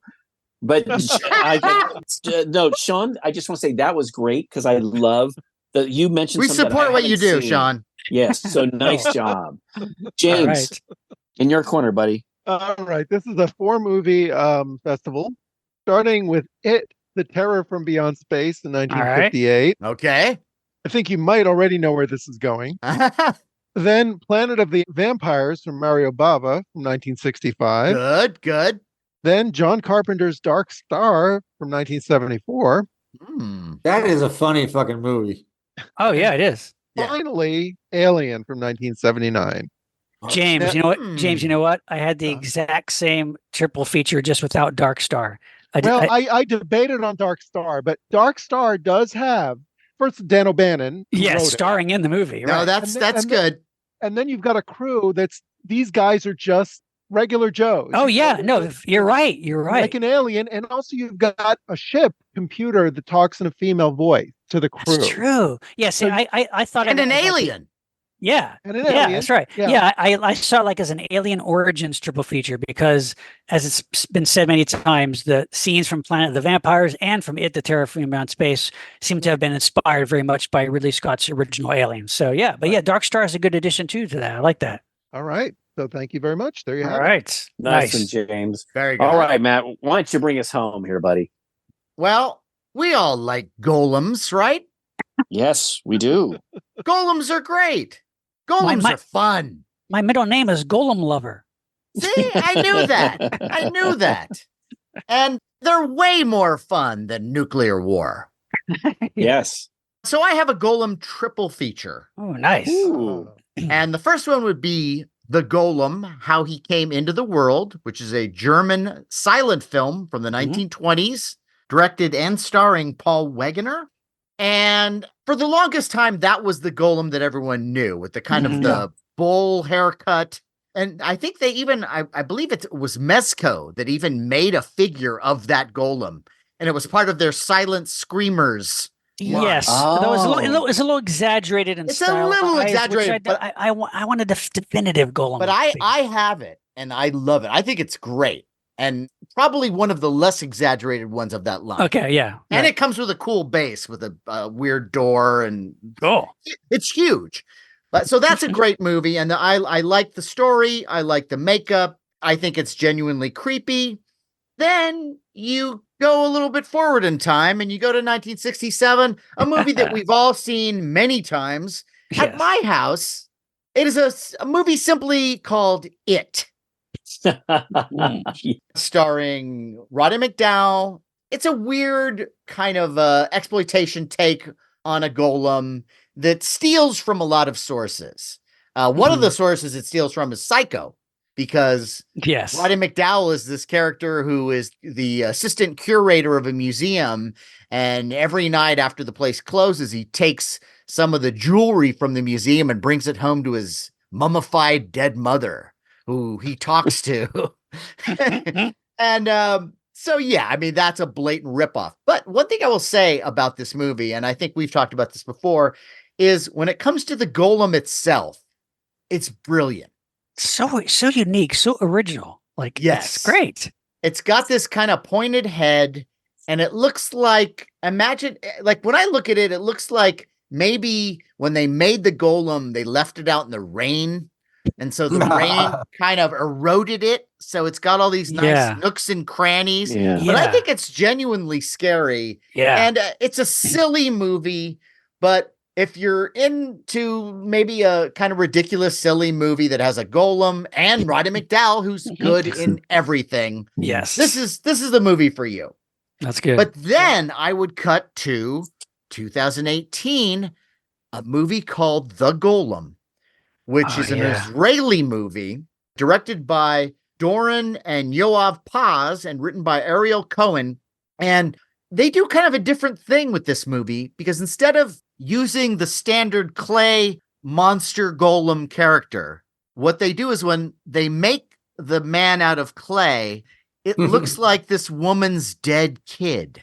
Ooh. Oh. Yeah, you told me about this one, Matt. I still just check this out. Yeah. And I thought that is a really different, unusual take on this. That's cool. That's And cool. so, and it makes it harder to then, when the golem, as they all do, eventually kind of turn on you, Right. because the golem's original purpose is to defend you. And so now this thing is, protecting the town, but then of course it turns, and it's hard to get rid of somebody who looks like your dead son. Right. But it's very good. And it's one of those movies that I haven't seen since I originally saw it, but it stayed with me.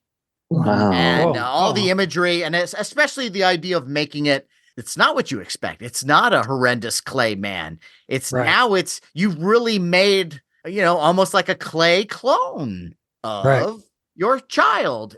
Because I always like evil kids too. So it gives you that as well. The whole Pet Cemetery thing too. It's all there. It's all Right. there for you. Yes. Right.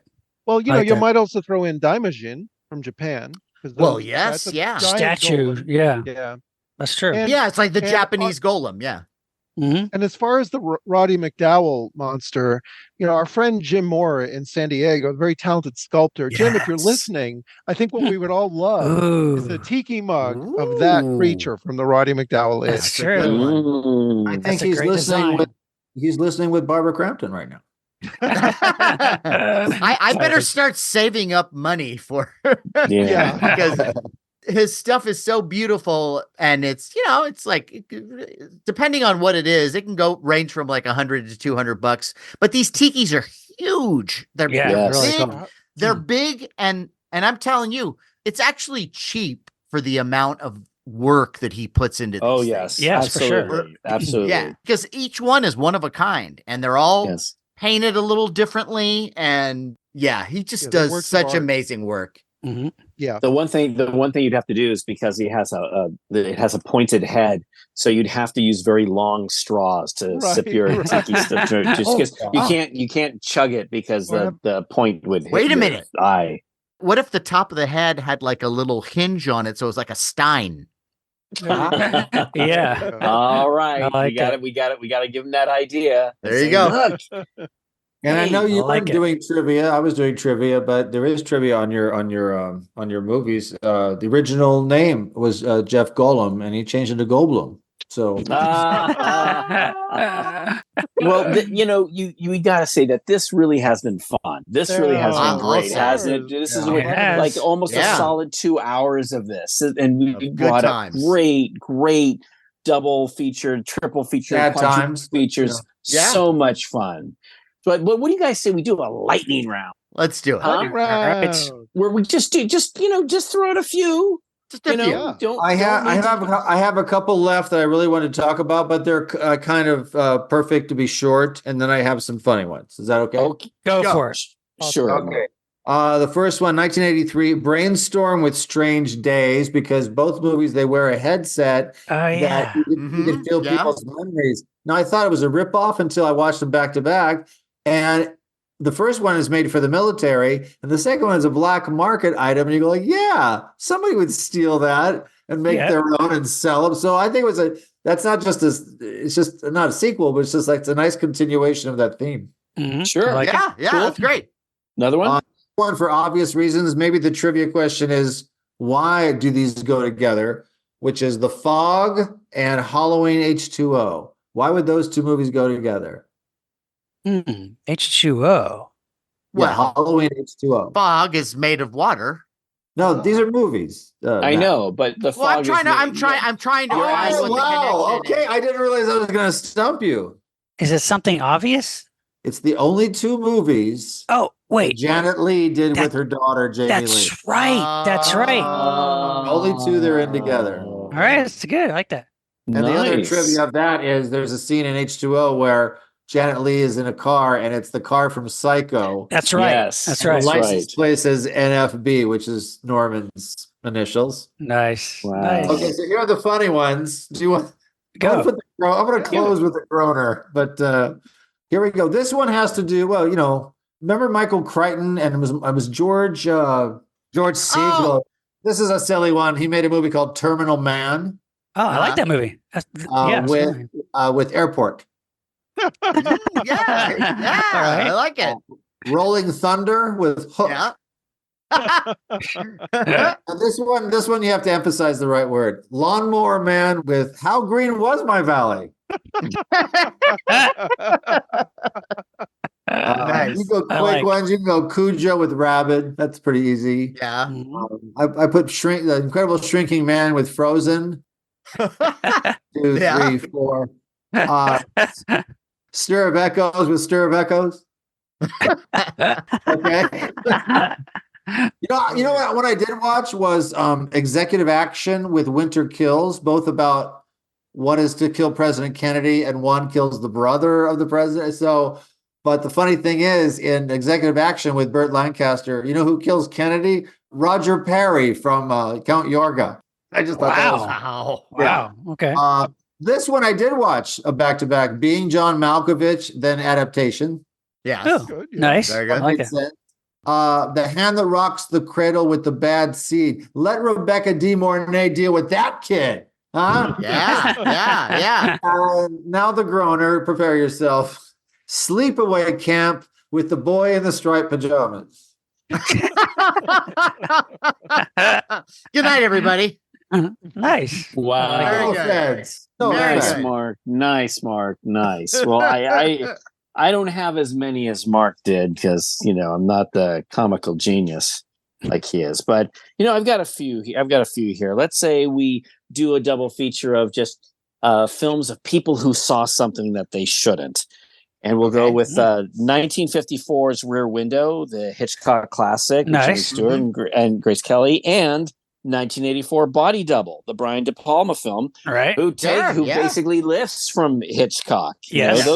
Those are a couple of neat films, I thought. Mhm. And then what I thought might be kind of neat is, what if you did a triple feature of maze films that have mazes in them? You'd start with the 1953 3D film called The Maze, Right, directed yeah. by William Cameron Menzies. That's starring Richard Carlson, and there's this maze outside this giant palatial mansion, and there's some kind of secret about it. And then you could also show 1980s The Shining, directed by Stanley Kubrick, and that too has a interesting maze. And then you'd end it with something for the teenagers at home, the 2014 classic The Maze Runner, directed by Wes Ball.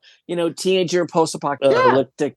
These teenagers are brought together. They don't have any memories to where they're from, and they're surrounded by these giant walls, and there's this giant cement maze that they kind of have to go through. So they're maze films. So I thought that What about Right? mirrors? Like fun houses have like a mirrors. You're in a maze of mirrors. I thought about true. that, but I wanted people to go see these three films, so I didn't want to add to it. But that's like another. Larry, you could also do just a double feature of The Maze with frogs and see how many people get the connection. Yeah, how many people get the yes, connection. Yeah, there we go. That's Yeah. a great one. There was a maze in Willard for the rats.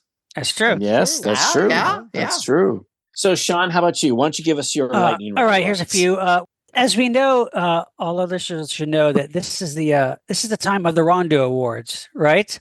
Yes. And which, by the way, if you haven't already, please vote for Monster Party for Best Podcast. And you can also vote for us for Best Commentators for the Giant Gila Monster Blu-ray. Yes. please. Now, Sean, how do we vote? How do we go? Where do we go? Just go to rondoaward.com site. Just one award, not awards. Yeah, just rondoaward.com. And you Okay. can vote for us. And the reason I bring this up is because I say, why not have a Rondo Hatton tribute festival? Yeah. Oh, great Yeah. idea. Rondo Sean. Hatton, as we know, he was a Universal actor, and he had acromegaly, and basically the studio kind of exploited the way he looked and kind of Right. tried to make him into like a sub-tier Universal monster. But he basically made a handful of films that were really fun, though. House of Horrors is great. Martin Yes. Kosleck, My favorite. great movie. The Brute Man, which is not so great, but still fun. The Yeah. Spider Woman Strikes Back. Jungle Captive, which is in the Aquanetta Wolf Woman trilogy of films. Pearl of Death, which is a Sherlock Holmes Basil Rathbone film with Rondo Hatton playing a killer. And if you know what, and throw in The Rocketeer from 1991. That's it. Yeah. That's the one. Yeah, Because in The yeah. Rocketeer, there's a henchman character that basically they do the makeup, they make him look up just like Rondo I Hatton. was so confused. Yes, I right. looked it up. I thought he's still alive. I mean, I was Yeah. Yeah. So Yeah, so check out all the horror thrillers. And is by that Wonder Hat. RONDO? That's RONDO. Yes. Yes. Yeah. Yeah. Okay. And just for fun, I like to throw myself an OG festival. And what I mean by that is I would show Trog, Yog, Gog, and the Fog. Oh, Nice. And, and finally, the ultimate marathon would be the Shawn Sheridan Don't Marathon of films. Okay, here we go. Start with Don't Go in the House. Don't Go in the Basement. Don't Open the Door. Don't Open the Window. Don't Answer the Phone. Don't Look Now. Don't Breathe. Don't Go to Sleep. Don't Be Afraid of the Dark. And whatever you do, don't tell mom the babysitter's dead. Oh, wow. And it's brought to you by Don't Do Drugs. Nice. Sean, those are great. So there you go. Very That's good. awesome. Man. That's like a whole weekend there. Yes. All right, James, give us yours. I think a good pairing would be Son of Kong from 1933 and Son of Godzilla from 1967. Good Two one. rather lighthearted entries with rather touching endings. Yes. Yeah, you're right. Yes. Yeah. Here's a double feature for an empty theater. Superman 4, The Quest for Peace from 1987 and Batman and Robin from 1997. Ooh, yeah. Ooh. Yeah, I like Movies that. killed both of their franchises. Yeah. Oh, wow. And, The Why Do You Hate Us festival? Right. And here are some groaners for you. Please. Jacob's Ladder and Vertigo, Nice. Good. Blue Thunder and White Lightning, Nice. Nice. Dune and A Place in the Sun, Iron Man and Rust Never Sleeps, Cat People and Scarface, Good. and finally, Nice. Indiana Jones and the Dial of Destiny and Sorry, Wrong Number. Nice. Nice. Thank you. I like it. Wow. Matt? All right, here we go. The first one is Walkabout and Logan's Run. What do they have in common? Jenny Agutter. Jenny Agutter. Agutter. They're both about moving, running, and walking, Yeah. True. That's and nudity. We all love That's true. nudity. That's right. I miss then I- nudity. I would also do Blackula and Ganja and Hess. One is a more standard exploitation black vampire. The other one is done a little bit more seriously. Is that who's that? What's that second one? Ganja and Hess. Oh, I prefer Scream, Blackula Scream. I think it's better.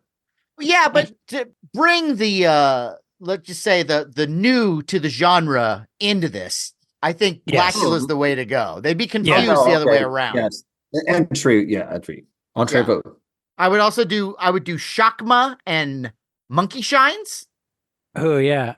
Fun. Both killer monkey situations. And now here are some fun ones. The Apple and the Pit. Nice. I Married a Monster from Outer Space and Earth Girls Are Easy. I like that one. Hey. That would actually be a good double bill. Yeah. Yeah. How about Reptilicus and Dinosaurus? Nice. It just rolls off the tongue. Yes. I love that. The Incredible Shrinking Man and Thinner. Nice. I also had that with Frozen. You got it with Frozen. Yes. That's right. We work together. At midnight, I'll take your soul. And when will you take it? Just before dawn. And Nice. finally, The Conversation and Bug. Ooh. Bug by Tracy Letts. Both of them. Yeah. Wow. The William Castle one and the Tracy Letts one. Yeah, nicely done. Before we go, I have a rhetorical question. If you binge watch all the Purge movies, are you binging or purging? Talk amongst yourselves. Good. Very nice. Oh, I had one more. Studio 54 with Let the Right One In. I like it. I got that That's a one. good one. That's a good one. Yeah. Well, Hey, you Marcus, guys, I gotta go. I really had a good time. Let's you. thank our guests, Matt Weinhold, James GONIS, Shawn Sheridan, Larry Strode. I've been your host, Mark PITTA. Stay tuned now for them trying to sell their shit. Mic drop from Mark PITTA. Wow. And there you go. Larry, would you like to take it from here? Well, this has been great.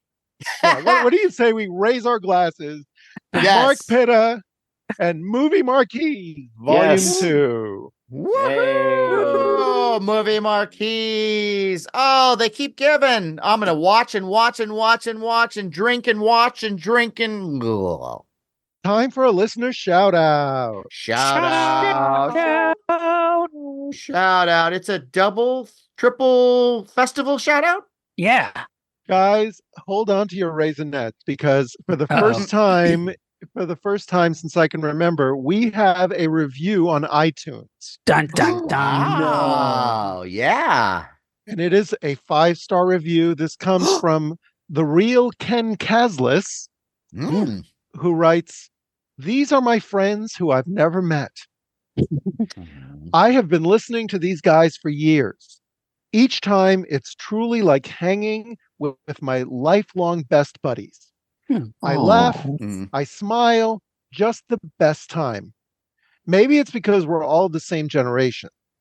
In any case, simply my favorite podcast ever." Wow. Awesome. Aw. Thank you That so is- much. Yeah, thank you, Ken. I Yeah. can't tell you how much we love hearing that. Yeah. You couldn't ask for a better podcast Yeah. review. Yeah. Yeah. Absolutely. And I know that, Ken, if we were to meet you in person, we would be fast friends. We'd be sitting Yes, we around would. the table talking just like we are on the show. So That's right. I just want to ask you a bunch of questions. Yeah. If you could, I don't know where you are, but if you could come out to Monster Palooza, man, Yeah. Come we'd find love to us. chat with you. Yeah, Come find yeah. us. And I'm glad you mentioned that, Larry, because it's worth repeating that we will That's right. be at Monster Palooza in Pasadena. We will have our own booth, and that is May 31st and June 1st and 2nd, that weekend. That's right. So, buy your plane tickets, reserve your hotels, or just drive on out to Pasadena and meet with us in person because we'd love to meet you. We'd love to chat with you on the show. And Monster Palooza is just a good time all around. Yeah. That's right. Maybe we'll hoist a few if you partake. Yeah. Absolutely. And Shawn, I think you have a special announcement. I do. Monster Party fans, please, if you can, tune in to Me TV on April 14th at 6:30 p.m. because the show Collector's Call will be featuring the horror and sci-fi collection of Shawn and Gina Sheridan. No way. Yeah. The legendary. The Yes. legendary collection. That's right. As you probably all know, Matt and Larry have been on the show already. And now it's Gina and I's turn. And there's some special guests too that show up that you might want to check Really? out. Yes. It was really fun shooting with the Collector's Call people. They're awesome. Lisa Welchel was so cool, so fun. It was really awesome just to feature our collection, our toys, and some of our coolest stuff, for everybody to see. It was really cool. And there may be some surprises in this particular episode. Some twists and I can't turns. wait. I can't wait to Yes. see this. And I'm excited. She's amazing. She's so nice and just She's makes awesome. it so easy for Yes, you yes. to just relax and have a good time. The whole team, all the producers and everything, they're Yeah. so professional. They just ran a tight ship. They really Yeah. knew what they were doing. This is the 5th season of the show, Wow. and it's still going strong. And yeah, Gina and I are featured on the 2nd episode. Actually, this new season premieres on April 7th, and we are the 2nd episode on the 14th. So please check it out. So they were impressed, though. They were impressed. I mean, you have a great collection.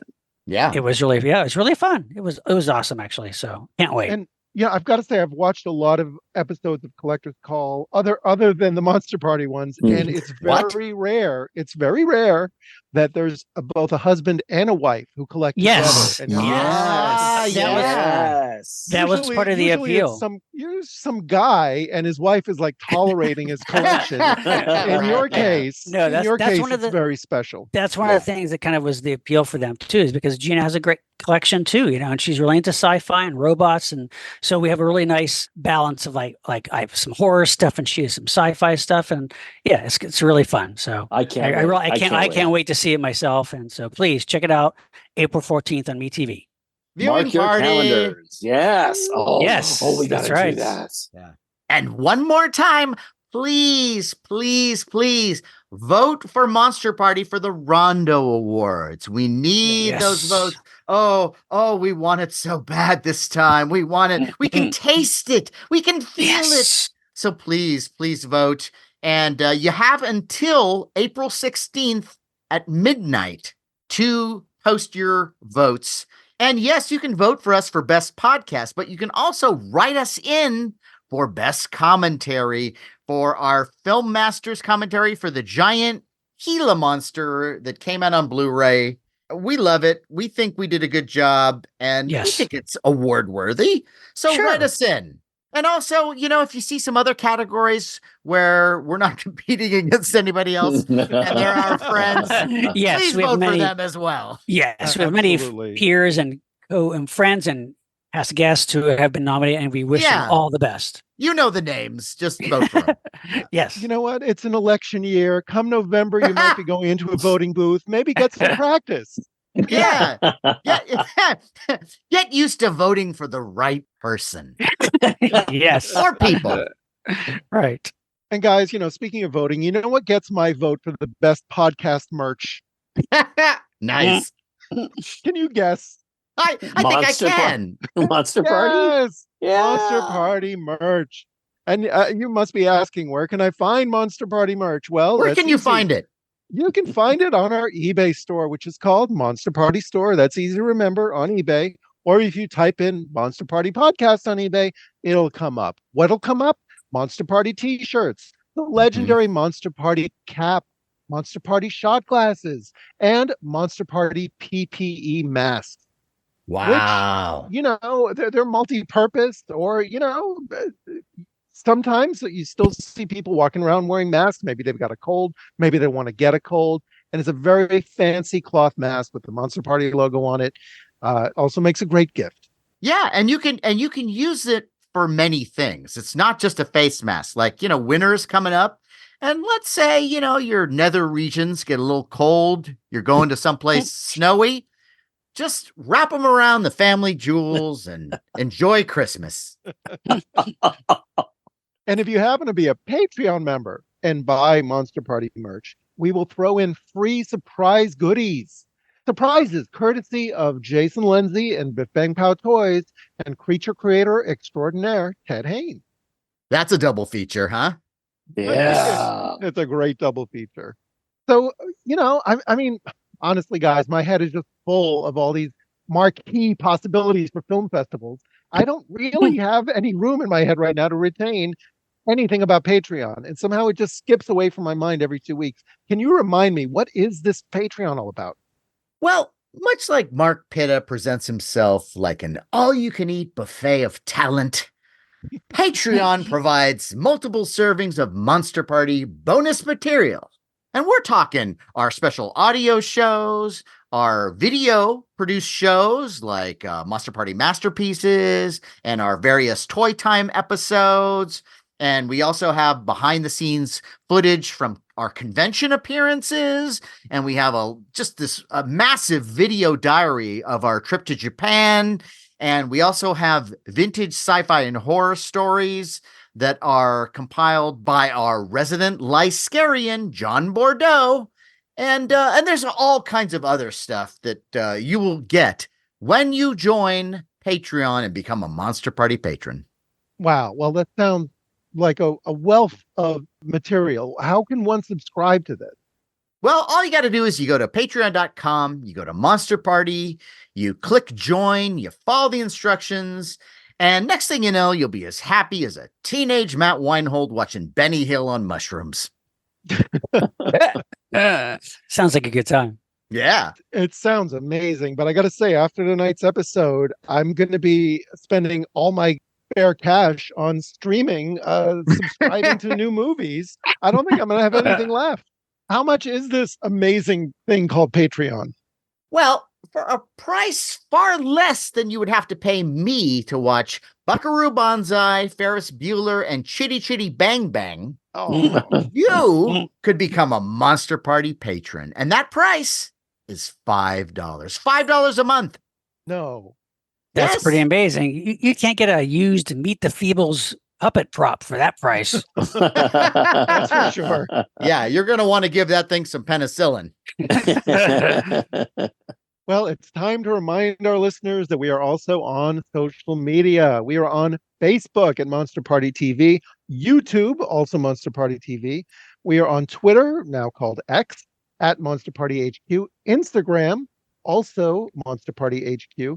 And hey, wherever you're listening to us on, however you can get a message to us, if you could follow the real Ken Cadlis in writing us a wonderful iTunes review, that would be beautiful. But however you can get a message to us, send us your thoughts. We'd love to hear from you, and we will read it on the air. And we won't just read your review on the air. We'll put up your review on a marquee in big plastic red letters to either delight or shame you. On that note, I am Matt Weinhold. I'm Shawn Sheridan. I'm Larry Stroth. And I'm James Gonis. Keep America strong. And come up with your own dream movie marquee. And if you're not doing anything, come by Sean's place for the Wick Bissell Film Festival. Sure, I guess I could stay awake for a month.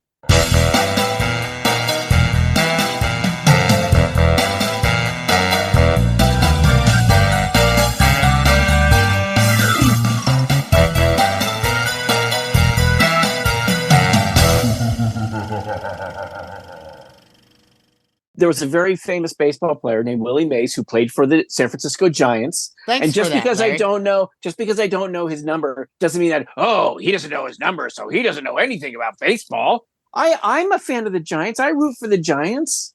Why? Come on. Because they're San Francisco team. I mean, that's They what have I nothing to do with you. They have zero to do with you. They could not give a fuck about you. They are a hired bunch of people playing a corporate game to steal your money from you. And Happy Larry, baseball, everybody. Larry, I was just coming up with a quick trivia question, and I figured that everybody, I figured knew his number because they play that catch from the World Series over his Oh. head so many Yeah, times. I can't get away from it. Well, Yeah. here's the Here funny comes Sean. thing. No, Sean, no, get no, out no, your no, ear. no. Before Sean comes in, so there was another famous catch. You know what that was from, right? Which The sport? catch heard around the Football. world. Football. The catch, yes, Montana. catch. By the way, Montana. No. Yeah, Montana too. Who? Dwight Clark, Dwight sir. Clark. And what numbers were those two guys? Oh, come on, that's too easy. 6 is Montana. Joe Montana played baseball? 16. 16, Joe sir. I Montana? said 16. Is there what? No, you times said my head. 6. No. So, my audio. No. I'm watching you and I'm hearing. Okay, now Dwight Clark. And Dwight Clark's number was. You got it? I'm gonna go with. I've seen that so many times. No, come on. No, don't stall. You're stalling, sir. 87. Welcome to There's a difference I couldn't between- give a fuck party. And one more thing. As Dwight Clark pointed out to Joe Montana, who has, Yeah, three, he has 3 you remember the rings, words they used? No. But he says, they don't call it the throw. They call it the catch. Yeah. You're listening to Talking Baseball here at WKRF. Oh, Yeah. good. So let me ask you a question then about baseball. No, Sean is back. Which is the Sean one? is- Which is the one where they allow the donkey to play? The only thing I know about baseball is that there's a movie called Night Game with Roy Scheider, and there's like a killer who's killing baseball players. That's the That's only right. thing I know about baseball. I saw that one. I saw. like you that. know, I kind of like sports movies. What? Like I like movies. I'm not a big sports fan, but I like movies about sports. Like I liked what is it? Field of Dreams was okay, and No, but I Semi-tough. think we were on a podcast once where Matt, you said slap shot. Slapshot's Slapshot's great. classic. It's great. The Longest Yard. Come on. How about Yeah. how about hot dog? Okay, well, that's about skiing, right? That's Hot Yes. Dog the movie. Yeah. Yes. Yeah. Isn't Shannon Tweed Well- in that or something? Yes, she is. He had to be. It was contractual. It was another time. It was. But look, It the point- literally the point- was another time. Look. The point here is, look, There's a point to this. Yes, there is. I doubt it. I really doubt it. No, there's a point. Just because we love science fiction, fantasy, horror, and monsters, but we do dabble in other things. There are other interests, and just because I don't know right, the name guys? of every, just because I don't know the name of every player on a sports team or their numbers or something, doesn't mean that I don't like to, if we're doing something. Hey, All I said was one thing, and look what. Yeah, how did this start? I know. Thanks. Oh, Sean, all I said was sarcastically, Sean. I said, I know you guys probably want to be watching baseball. God forbid you didn't bring up canasta. No, Sean, He this will is what go happens. the fuck off. This is what happens when you come in late. I'm just saying. Yeah, I know. I'm the one who suggested getting 5 minutes early, and I'm like, Yes, I have DVR. But I have to admit, though, but Larry, I would say your audio and video looks great. Yes. Yes, yeah. I mean, I got like a Clockwork Orange thing happening. A lot of white behind me. Yeah. I like it. So Mark, anyway, thanks for being with us tonight. This is going to be fun. Yeah, and before we start, if I have to get up for any reason, just know I can hear you. But because I've been dealing with this arthritic, He has a back thing. I have to do a hip thing. Okay. Of course. Doesn't mean I'm ignoring you, and it really doesn't. And if I just happen to do it every time Larry speaks, do not take that. Hey, No, I won't. guys, I'm gonna leave the scene for about 30-40 minutes, and you guys just talk. No, I'll be right back. Okay. But Mark, I will say, this is, when we do our marquee things, we don't need to do like so many, just. I only have like 7, 6. No, that's great, Mark. That's great. Yeah, I think each round or each one we do, and we talk about these. We'll go fast. Yeah, I think I have some surprises for you tonight. Oh, wow. Because this is only the second one of these we've done, right? As far as I know, yeah. We did one almost exactly a year ago. That's right. Mark. That's right. Exactly. It was great. Okay. It was a lot. I didn't expect Matt to do all the work with the list, but I had listened to it just to remind myself not to repeat the movies. Yeah. Actually, it was. I want to thank Matt for doing that. That was nice. Yeah, Matt, thank you so much for putting together that list. I'm sure you stayed up. Hey, you know what? You're welcome. Late, You're welcome. And I'm sure you stayed up really late in the night. I did. I'm sure you got up really early. And I was like, hey, Larry, typed can it you up. do this? Listening. And he did this. He did the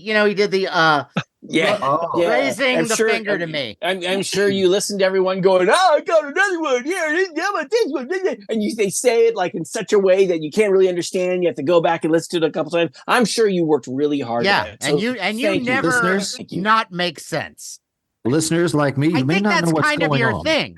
No. You can hear me clearly, distinctly. You know exactly what I'm saying. Are you kidding me? No. Did you? You listen to the show. I do listen to the show, and we don't want to go down this road. No. Ooh. Yeah, you heard me. Let me just say. And by the way, it's not your diction. It's the substance of what you're saying that then falls apart. So it then makes it sound like it is, as they say in Latin, gobbledygook. Well, this has been great. It has been. Yeah. This This is has been like a lightning round if we were all hit with lightning.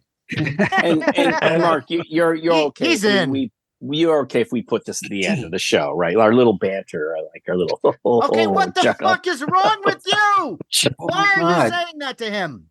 Larry, I've been on this show. Is this my 5th time? Oh my God! At least. We got to get you it. Oh, wait, whoa. That reading by Sean was a little hurtful. Oh God! Fuck yeah! No. I mean that we've won him on all the time. He's been on since early on in the journey of Monster Party. A lot of people like Monster Party, have a lot of new fans, and I encourage those new fans to go back to listen to. Oh shoot, and I don't quite remember what it was. Oh, I forgot about the topic. You guys were so drunk, and it was. Oh, I forgot. That was a good one. Was it Animals Attack? Was it Animals Yes, Attack? Was that with Mark? Was that one with Mark? No. Oh yeah, that's us. right. That's right. That was an early That's when one. you really were at the party with the food and the drink. Right. And Larry was like Ed McMahon. Like he was like, and sometimes the little Panthers get mad and they don't like people. Oh, you're talking about when Ed McMahon was drunk that one time on the Tonight Show? Yes, that's right. That is a classic one. That is the Where he goes, best. I've been to the San Diego studio. It's for listeners. For your hearing this, there is one of the 20 that we did where we Larry, I'm so glad you brought that up because before the show I prepared and I spoke to all the listeners and they don't need it anymore to say if you're just tuning in. They all said that. Hey, Mark, thanks for interrupting me. That's great, Mark. I just wanted to point out that when we drank a lot, that I do remember kind of slurring towards the end when I was saying something about Lepus, and I was all. I do remember that. Funny. Where is that guy? I miss him. Well, we've become more established now, and people are. Now we just got to us. drink in private. Hey, sad. I'm all in favor of getting together, and doing it live together. And we did that not long ago. We all got together for a very special thing that we can't talk about. But oh yes, we all got together. I picked some oranges from the tree that we have on our property. I made some fresh orange juice, and we had these delightful screwdrivers. And within minutes, we were yelling, laughing, crying, having a good time. Memory lane was walked down, and it was really great. It was one of seriously, guys. It was like one of those moments where it's like, okay, this makes up for the shit hole that the world is right now. Yeah. No, I agree. Yes, some tears were shed, and it's sometimes when you have a cocktail and you kind of cut loose a little bit with people you love, your good friends, and you chat about things, and it was good. It was need that these days. Yeah. So I'm looking at Mark's camera, and it looks like he can't get out of his own house. Like he tried a door, he tried a window. I was opening the window because I just lit a pre-roll. Are you smoking a marijuana? I'm smoking a cannabis because I have a lot of I have a lot of hip pain. I had an MRI. Oh, by the way, I aced that MRI, Matt. Oh, great. I put the headphones on. They go, "What do you want to listen to?" I said, "The Doors," and it was so loud I heard nothing except when the songs were changing. You hear that. So that went really well. I don't know what the result was. I thought probably the only thing that you would hear from the Doors song would be. Yeah. It was weird when they moved me inside and I heard Jim go, "Is everybody in?" Like, ooh. Wow. And then did you break on through to the other side? I did because, I had Valium and they said, before I knew it, they said, "We're taking the second picture now." I'm like, oh, okay. So this brings me back to like, oh shit. When we did have a party at Monster Party. Well, we've also house. We also did an episode called Drugs, which was drugs and horror and sci-fi, which is pretty good. It was good. And Matt, your wife is Carolyn. Carolyn. We call her Carrie. That's right. It's already this, but I'm also on Tramadol, just so you know. Yeah. What isn't that a planet in the Hitchhiker's Guide to the Galaxy? Or it was in Slaughterhouse 5. Slaughterhouse 5 is the planet Tramadol. Which I used to order for my dog so I could take it just to get me through my second fucking marriage. Oh boy. All right. Do you not remember? This show has a lot to do. I was on the cross-country trip back and I did your show during my divorce. Yes, I do remember. See, that's a lot of history involved here, but we're going to take a short break. No, Mark, I just want to say, you've been with us for a while, and I want to thank you so much for being not only such a great guest, but also a dedicated listener. But it's true. I mean, we've been doing this for over 10 years now, and there's been a lot of history, and a lot of good times. Surreal. For listeners, what was kind of cool, there was a time when Mark came over and we had a different guest and he just wanted to film us. Do you remember that? I have that footage still. Oh, yeah. Oh. It was the magazine editor. Oh, wow. Oh, wow. Was it Fangoria? Carrie O'Quinn. Yeah, Carol. really? Yeah. Oh man. I forgot about that you were Yeah. filming it. Wow. I still have it. I just was going. I had a great idea for a show, and I just didn't have any money, and I tried to. I have on. I've never even watched it. I have Dana Gould talking about Planet of the Apes for about half an hour. Wow. I don't know what to do with it. We need that. Give it to us. Yeah, No, yeah. I'm gonna put it together like I have a show just because I love editing. And Matt, you enjoyed that Just for Laughs montage? Oh man, that was great. Yeah. Wasn't that wild? Yeah. That's Mark- comedy talk for the rest of you. Mark put together this wonderful, almost like I guess it would be like a slideshow almost of It is, all yeah. these. With creative wipes, yeah. Yeah, with all these Just for Laughs newspaper. It was this comedy newspaper that was 83 to get it for 90. free. Yeah. It was in every comedy club, and it became a Bible. And I counted them out, and the greatest thing about it was every comedy club in the country was listed with who was working that month, and I counted over 450 clubs in 83. Wow. That's how. Wow. Yeah. Talk about the golden age of It was. Oh, it man. was. Matt, how many comics do you think were working comics when we were around? Because in the 80s, because I'm thinking it's under 500. I mean, Yes. Yeah. but now I'm thinking in the thousands. It has to seems be. like- Well, and now everybody, with TikTok and YouTube and everything, all you got to do is Yeah. think you're funny. Remember those Yeah. Rupert Pupkin-esque tapes that you see that club owners, love like those. sometimes if you got to be friends with a club owner, sometimes they would show you the audition tapes that they got in the mail. Oh, of people wow. trying to, Yeah. get work. Huh? And most of them were regular ones, like somebody who did an open mic somewhere and they recorded it, but others did that Rupert Pupkin thing where they were standing in front of their fireplace. And now coming Yeah. to the state, Mom. Right. Right. So yeah, that there was a lot of that, and now that is actual comedy. Yeah. Yeah. Well, when I was booking the Throckmorton, I would get YouTube, I would get, links of people's acts, but they didn't edit. So you hear their intro, he walks up, he can't get the mic out of the microphone. Okay, we're a minute in. Please tell me a joke. Right. Wow. So anyway, let's get started. Everything's Let's hitting do me. it. I love it. Right. You're feeling good now, Let's do Mark? it. Feeling good. Let's do Short it. intro to me. And Matt, I think because the name of the first one's already so long, should we just call this Monster Party Movie Marquee Part 2? Not Instead of- What part was two or chapter? What was chapter it? Mad 2? movie or what? What was it? No, it was just called the Monster Party Movie Marquee. Marquee. Want to call it the second feature?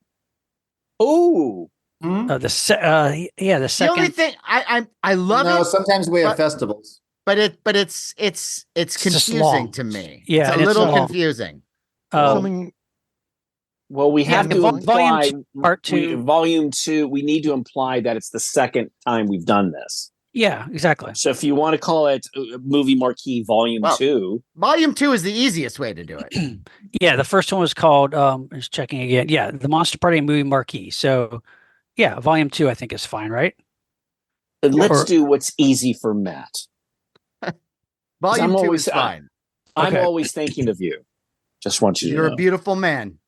Because we can do other volumes of this. So yeah, okay. Yes, Larry is a beautiful man. He brings me vodka. I did. Well, I felt bad. That I'm drinking your vodka, and Listen to this guy. Listen to this prince of a man who felt bad because he was drinking my vodka. So he brought me 2 bottles of vodka. Wow. Yeah, and they're good bottles that's too. That's a good friend. What was Right. the brand? What was the The brand? It was a Kirkwood? good What brand. was it? It's a bandit one. There's a bandit one, and then there's the Yeah, fancy one. Bandero? Is that what it was? No. Bandero? No. It's not Bandero. It's let's say it's like one's called Outlaw or something, and then there's a fancy Okay. one that's And like there a was Grey nice Goose, one. but They both were great.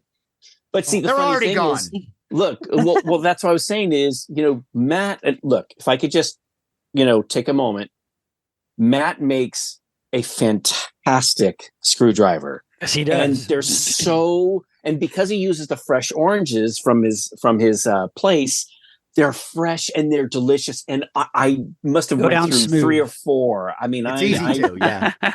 they were so yummy. I mean, I could have stayed and passed down the couch with a 5th one, So I felt bad. It's like I'm drinking his booze. So That's how I want to die. I just want to, like, we're all laughing, we're drinking screwdrivers, and I just go, and another thing about Avatar. That's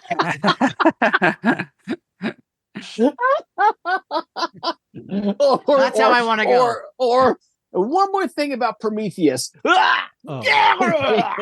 Yeah. And Night of the Lepus is a classic. It's a classic. What about the Lepus? Sean, could you imagine people at your funeral that go, I'll never forget the last words that Sean said about the film Night of the Lepus being a classic. Yeah, I suggest everyone go out and see it. I need to watch it for 150th time. It's very meaningful. All right. Well, Let's got do Mark. this. Mark was going to leave again, but now he's back. All right. Okay. Let's do it. We're ready to go. Yes. Volume 2. Let's do it. So why don't Again, we I'm hearing you when I leave. I hear everything, so don't worry. All right. Okay. All right. Okay. All right. Here we go. Moment of silence. All right. Let me wait for just this. like when you're just like when you're watching Matt at a club. Which I'm what? What did he say? He said, just like you're watching Matt at a club, being silent. Silent. You see, that's no, Mark. When Matt walks on stage and he has this, impish little look, you just start chuckling. Yes, He's the image comic. No, he's not an You guys just keep talking. I love this. I love all of this. And Larry, what number does Matt wear when he's on stage? he doesn't wear a number. 13. He doesn't wear a number. No, he doesn't wear 13. Oh, we at one point we got to talk about the complete silence moments because there definitely were some. Really? Oh, but yeah. but that was in some of the crowds that you were in, right? They're Like, I mean, that's San Francisco humor or something like that. Or maybe I don't. All I can say is that when it's 5 minutes in and it's total crickets and you've got another 40 to go, that's not a good feeling. But every I'm comic not really has that fast story, because you right? love this. I don't know Sure. who the headliner was, but it was a close friend because I would not do this to anybody. But when I was emceeing, it was to a middle act. Yeah, I would never do it to a headliner. I was emceeing and I told everybody because the feature act was outside having a cigarette, and I said, for the first minute, don't laugh. Just to watch, because when you don't get a laugh on a joke that gets a laugh 100% of the time, you can actually see a twitch, like, what the fuck? Oh, sure. Yeah. And then a flop sweat, and then I said, it's okay. It's like I had to release it because it was too. That is hilarious. I forgot who it was, unfortunately. James, what were you saying? No, I was saying that every comic gets a tough crowd. That's a classic, axiom, right? That's true. And sometimes it's kind of like the situation is it's like you got invited to the wrong party. Yeah. Right. Yeah. And you don't blame them, although they do blame you. but it's like we two should never have been paired up.